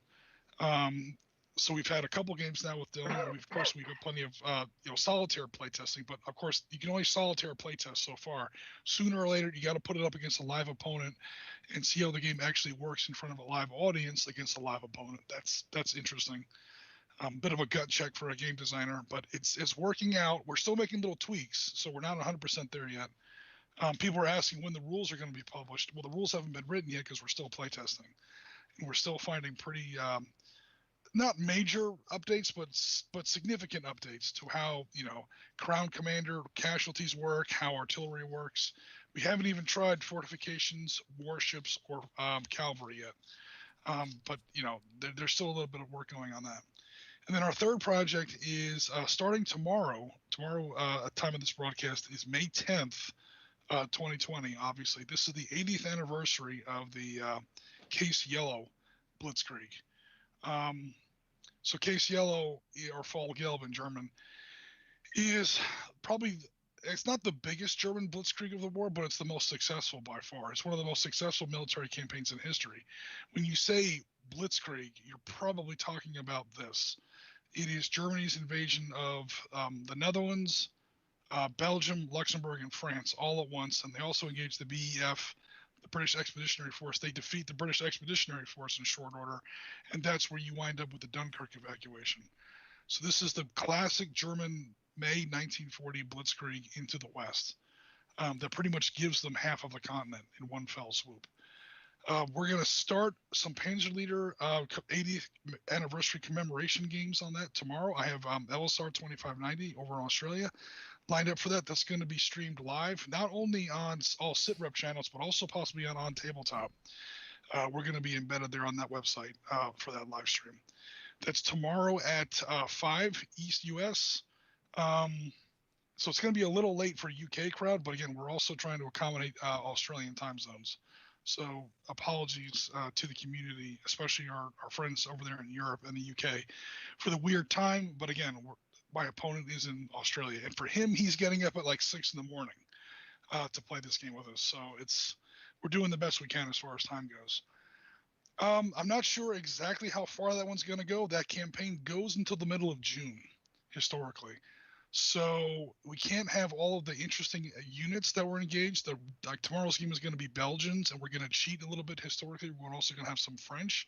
Again, they weren't there on day one, but they are a fascinating army in 1940. They got a lot of really neat equipment.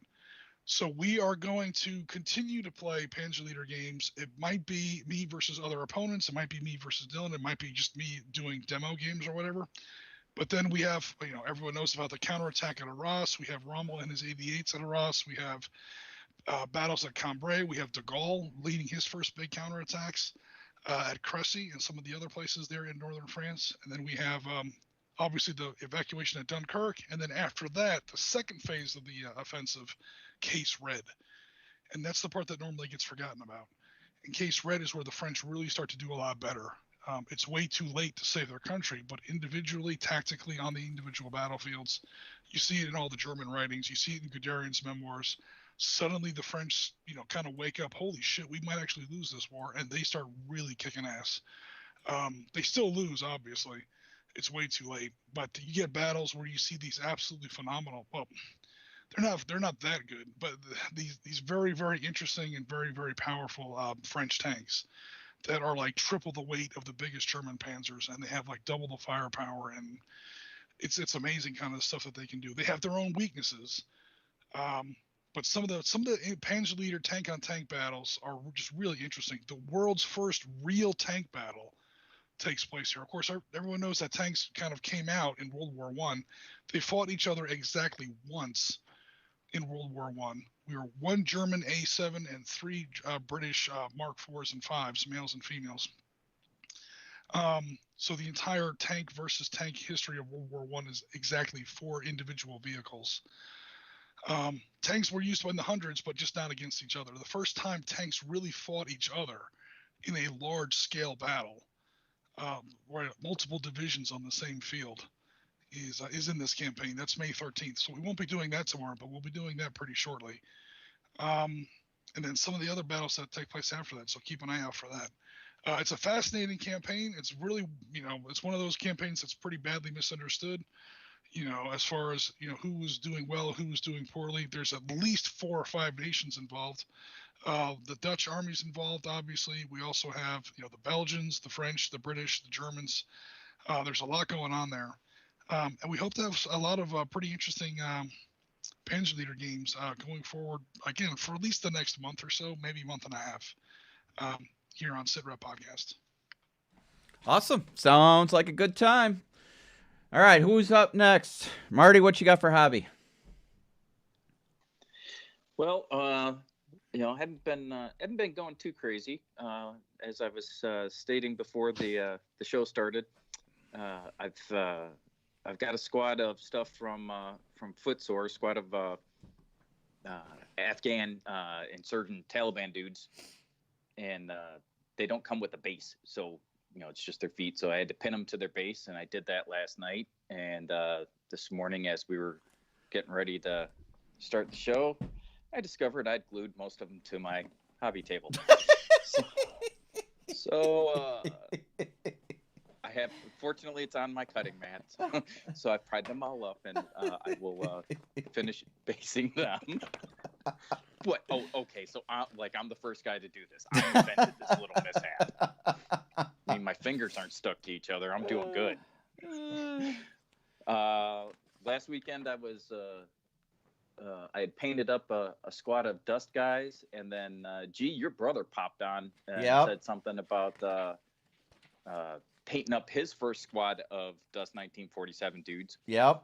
And you got all excited about that we'll be able to get him into some games whenever we can all get together, and dropped a paint challenge on the little group of us here that play. Yep.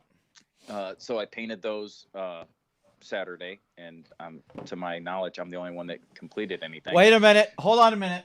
Hold on a minute. Okay. You started them. I did. See any completed. You know what? Here it is. You ready?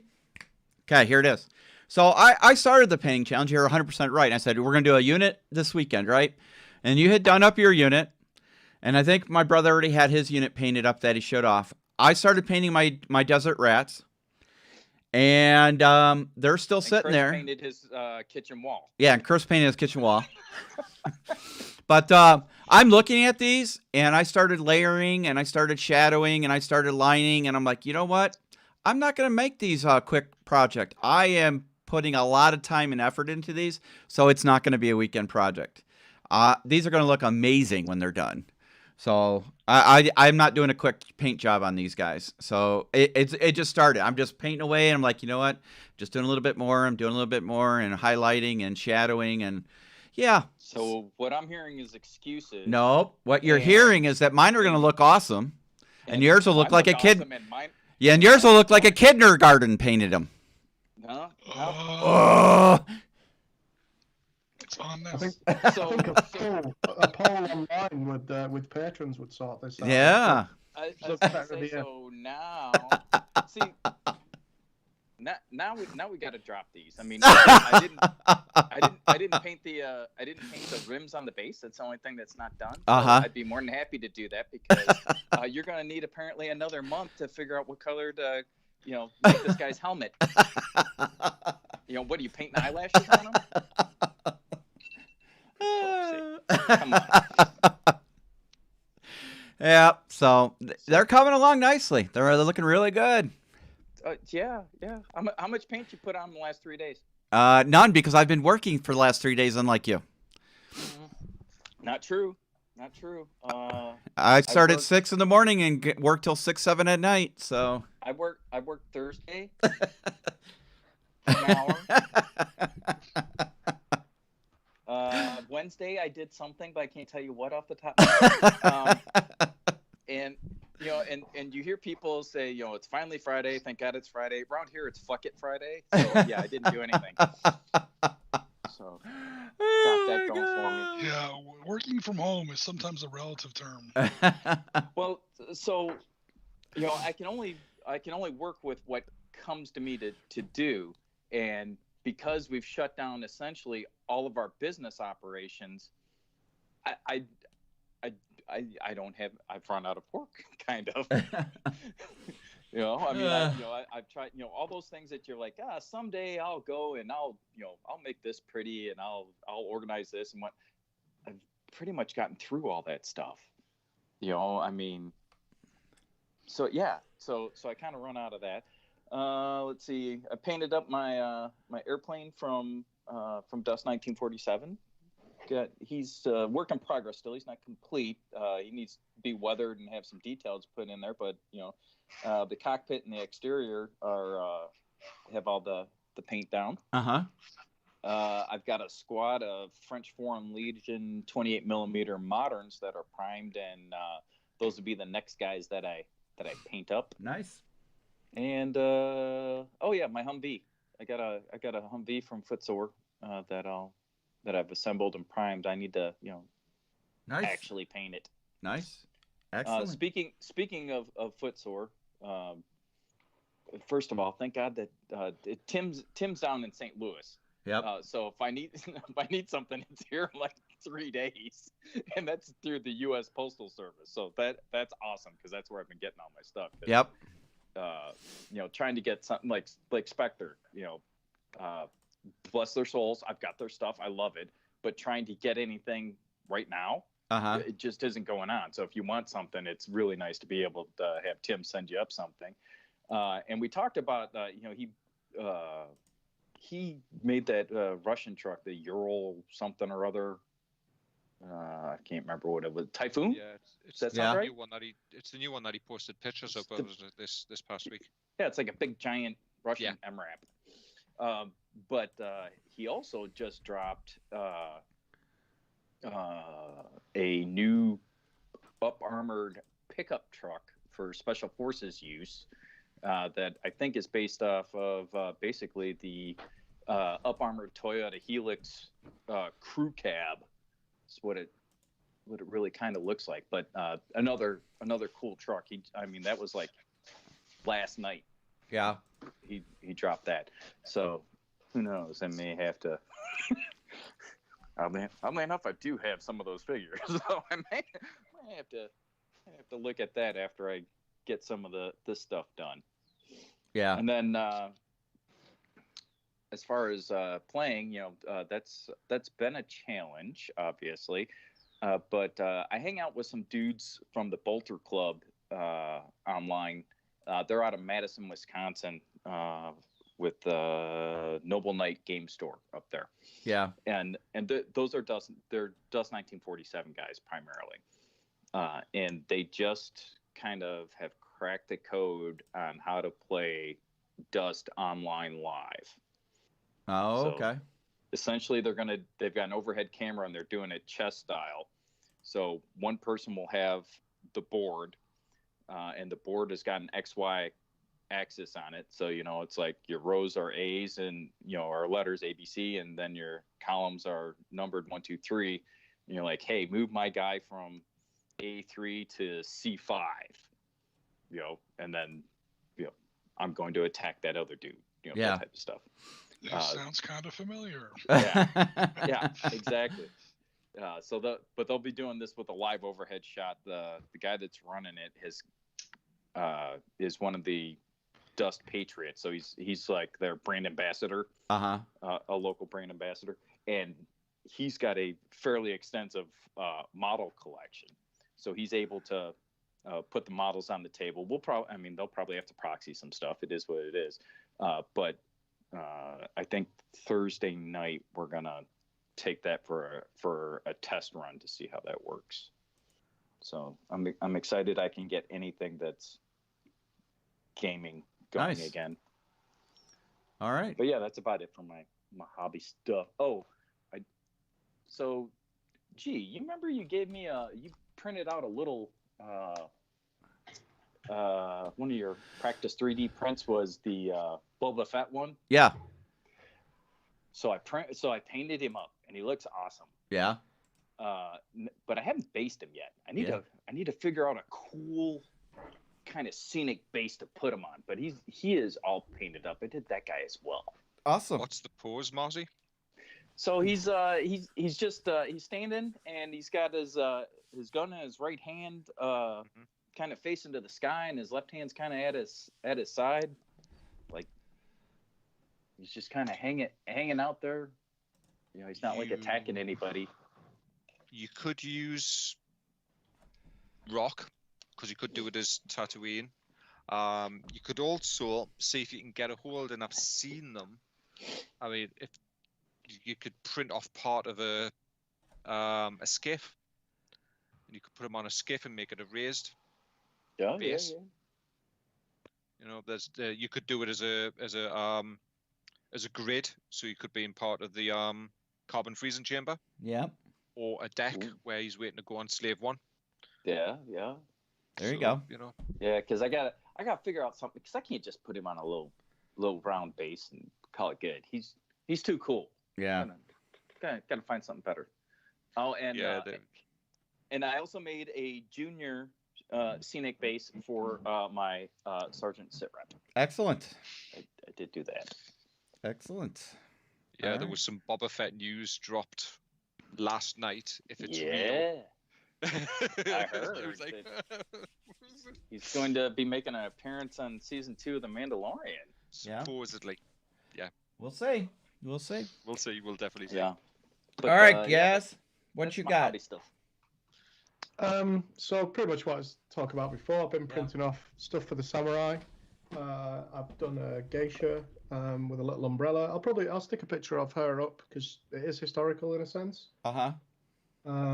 We did the Thursday night episode for 13 days equals 13 hours. Getting the RPG guy up and showing off the last model that I've got here. Yep. Who's wearing a ski mask and a heavy jacket and packing some serious artillery.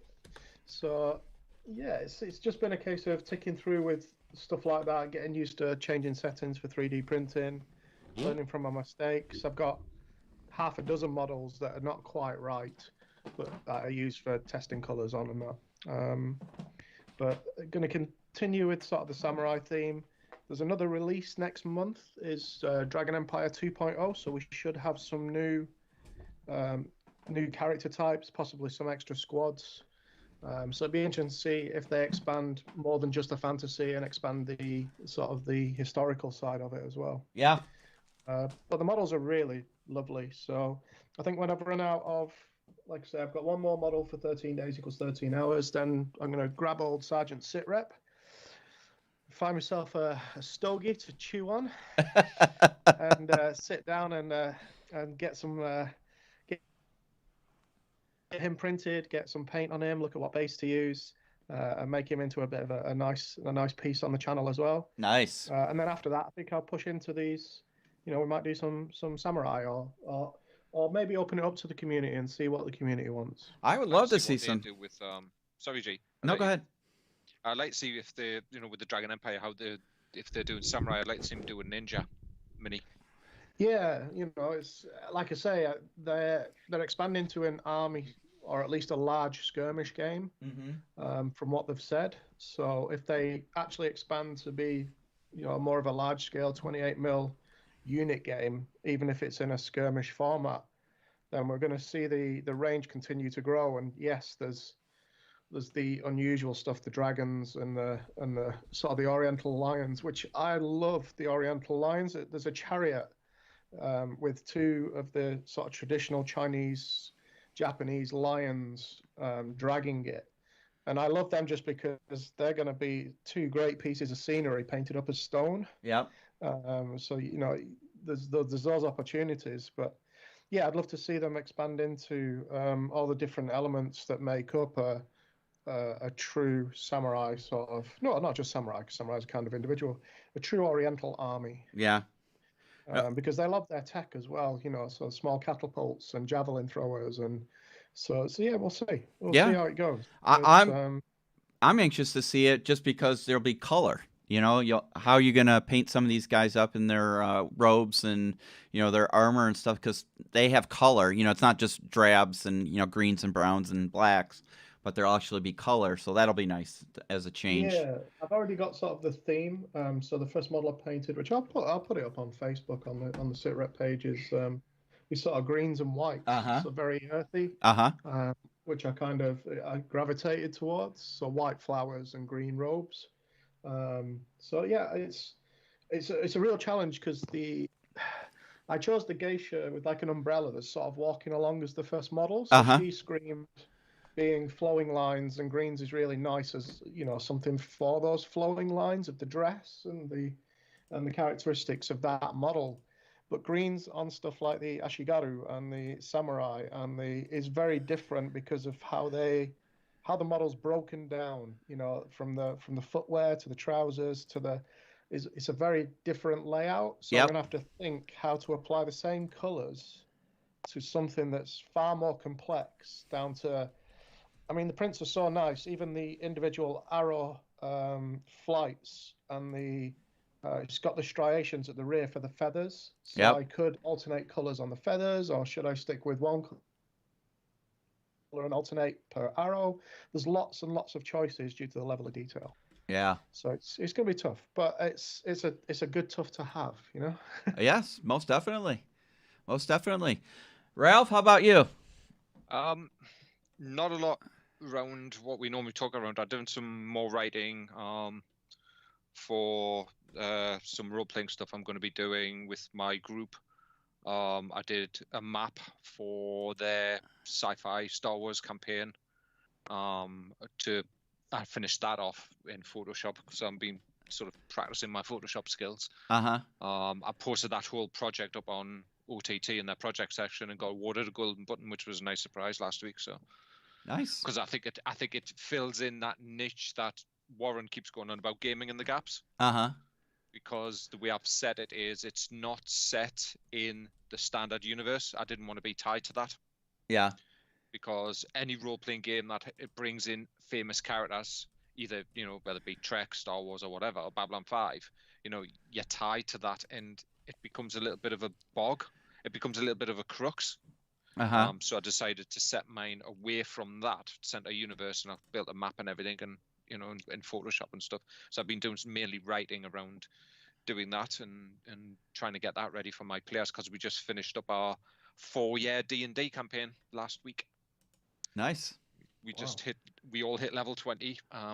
We defeated the big bad, and then we defeated the demon Prince Orcus that popped up as well, that had been summoned, which was a 4-hour fight in D&D.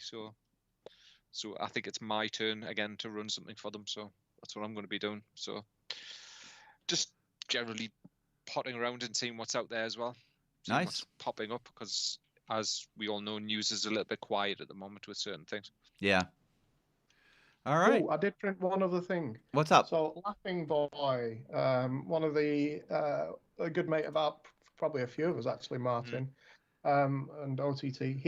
He's been doing all his hero quests for his kids. He's been painting them up, and he wanted a second gargoyle, and he found one on Thingiverse. So I printed out one of the old school gargoyles. Oh, nice.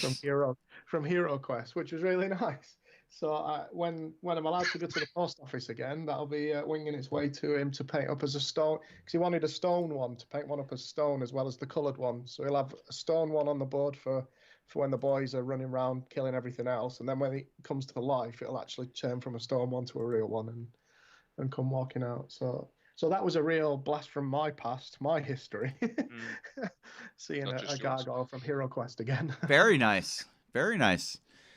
All right. Let's see. Who else? Oh, you know what? I wanted to do a shout out to Piotr again, because he sent us a picture, and I wanted to share that with everybody. He's been doing some work on mirages for, was it Flames of War 15 millimeter? There it is on the screen right now for those who are watching it instead of listening. Very nice work. Really nice. Peter's got a great blog there. If you scroll down further on, I'm trying to throw comments on there. He's been building a French force for Team Yankee, and he's into it now pretty deep. He's got the attack helicopters worked out. He's got his anti-tank APCs. Which one here? This one here? Let me get to where I can see what you're looking at. I'm looking at French infantry. Okay, cool. Yeah, for some reason I'm not seeing your screen, but yeah, he's got infantry. He's got the AMX-30 tanks on there. He's been doing some great work for quite a while on building up a pretty nice 15 millimeter French force for Team Yankee. And now apparently he's worked his all the way up to attack jets. So yeah, he's definitely ticking all the boxes on that French force. That's for sure. Huh. All right. Yeah, he's done some nice basing on them as well. Very cool. Very cool. All right, guys. British dude keep calling me from that. That Team Yankee British is definitely going to end up in my pile of shame at some point. Oh, really? Now that they have the right tank, yes, absolutely. Now is the time to pick up British for Team Yankee. Yeah. Not sure why they started the Chieftains, but now they got those Challenger ones in there. Absolutely. Well, I know the aircraft well, so that's the biggest draw for me is the two links. But just the fact that, yeah, like you said, the armor is really, really nice. Yeah. I'd like to see them rework the British infantry. They look a bit dated now, but I think they've got so much projects on Wise, and they're expanding so many things that it'll be a while before they get back to some of the older stock to sort of do a resculpt of. I'd love to see someone take the British force for Team Yankee, especially the way it is now with the B2, and do it in Desert Storm colors. All right. Is that a challenge, Jim?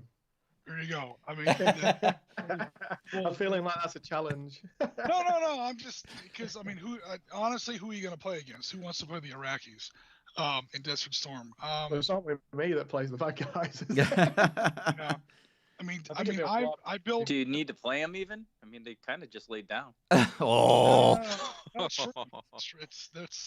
They were at the end of 6 weeks of one of the most intense air operations in the history of warfare. So, and half of them didn't want to be there in the first place. So yeah, they didn't really. They didn't put up too much of a fight in some areas. Others not so much. But I made up those Marines. I bought all the Team Yankee stuff for the Marines and did it in Desert Storm, knowing that it's going to be a display set. It's not going to ever really probably see a tabletop because who are you going to play against? That's another thing I got to finish. I'm like 80%. I have a bad habit at this. Like people have like their lead mountain stuff that's still in the box, still in the plastic, never started. Mm-hmm. I have a bolt action army, a German army. I have a bolt action British force. I have a 15 millimeter Iraqi force of like 20 AFVs and 70 infantry. It's a big force. It gets to like 80 or 90%, and then I stop. I don't know why I do that. I do all the hard part, and then when I get to the fun part, I stop.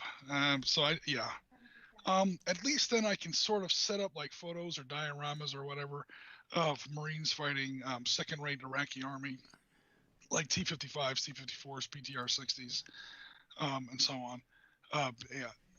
Not the big Republican Guard stuff because that's not what the Marine Corps was up against.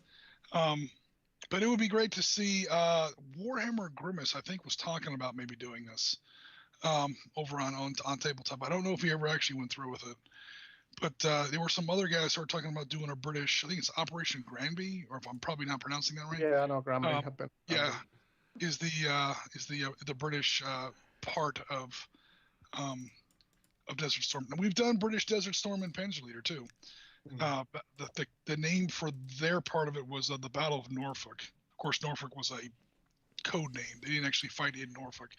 That was part of the big 7th Corps versus the big 7th Corps versus some of the Republican Guard divisions, Hammurabi, Medina. There's a couple other big ones in there, Tamalkala, the big Republican Guard divisions. Now there's where you come across the Iraqis who actually did want to fight, and that's where you have stuff like T-72s, the BMP-1s, and that's when things get a little bit more serious equipment-wise. Those dudes were actually equipped and willing to do the actually shoot a couple times before they surrendered. That's where the battle got pretty serious. The Marines not so much because there was some pretty fierce combat at the Battle of Khafji, and then once the invasion actually did start, we sort of were instructed to kind of let the Saudis, the Kuwaitis, the Qataris go in first because it's their country. We don't want to. Tensions were bad enough as it is, as far as this big American army stomping all over, their country or whatever. See how that turned out. Yeah, well, I'm gonna go ahead and vector away from. I agree. It was bad, but you had to kind of tiptoe around certain things. How the hell did I even get on this tangent? Sorry, we were talking about gas. We just let you go, Jim. You just let you go. Yeah, you guys were talking earlier about Juggernaut. Once he gets started, he never stops when it comes to talking. Sorry about that. Is there an Iraqi force though for 15 mil? And who does it? It's tough. There isn't one. I had to cobble mine together. Now, this is actually a good question. I had to cobble mine together from some, obviously I wanted the same scale, from Flames of War stuff for Fate of a Nation. So I got like their Syrian T-54 set and sort of used that and kit bashed it into T-54s, T-55s really. There's two different versions of the T-55 that the Iraqis used. And then there's the Type 59 Type 2s. So these poor tanks, they're Type 59, so they're a Chinese knockoff of the T-55. So you're already at like the bottom of the barrel. I mean, T-55 is pretty, basic tank. Now you've got the Chinese knockoff of that. And then the Iraqis buy it and they re-upgrade it to what they call the Type 59 Part 2. So it's an upgrade of a Chinese knockoff of a T-55. This tank is all over the place. It does have a thermal sight. It does have a little bit of a laser sight on there. I tried to kit bash that a little bit. I don't think I was 100% successful. I just kept reminding myself it's just an Iraqi force. It's going to get blown up. It's fine. When I was trying to build and paint these things. Yeah, and BTR 60s. Good thing as far as like where you're going to find the kit for it. There is some pretty bad scaling issues between the different vehicle types in that kit.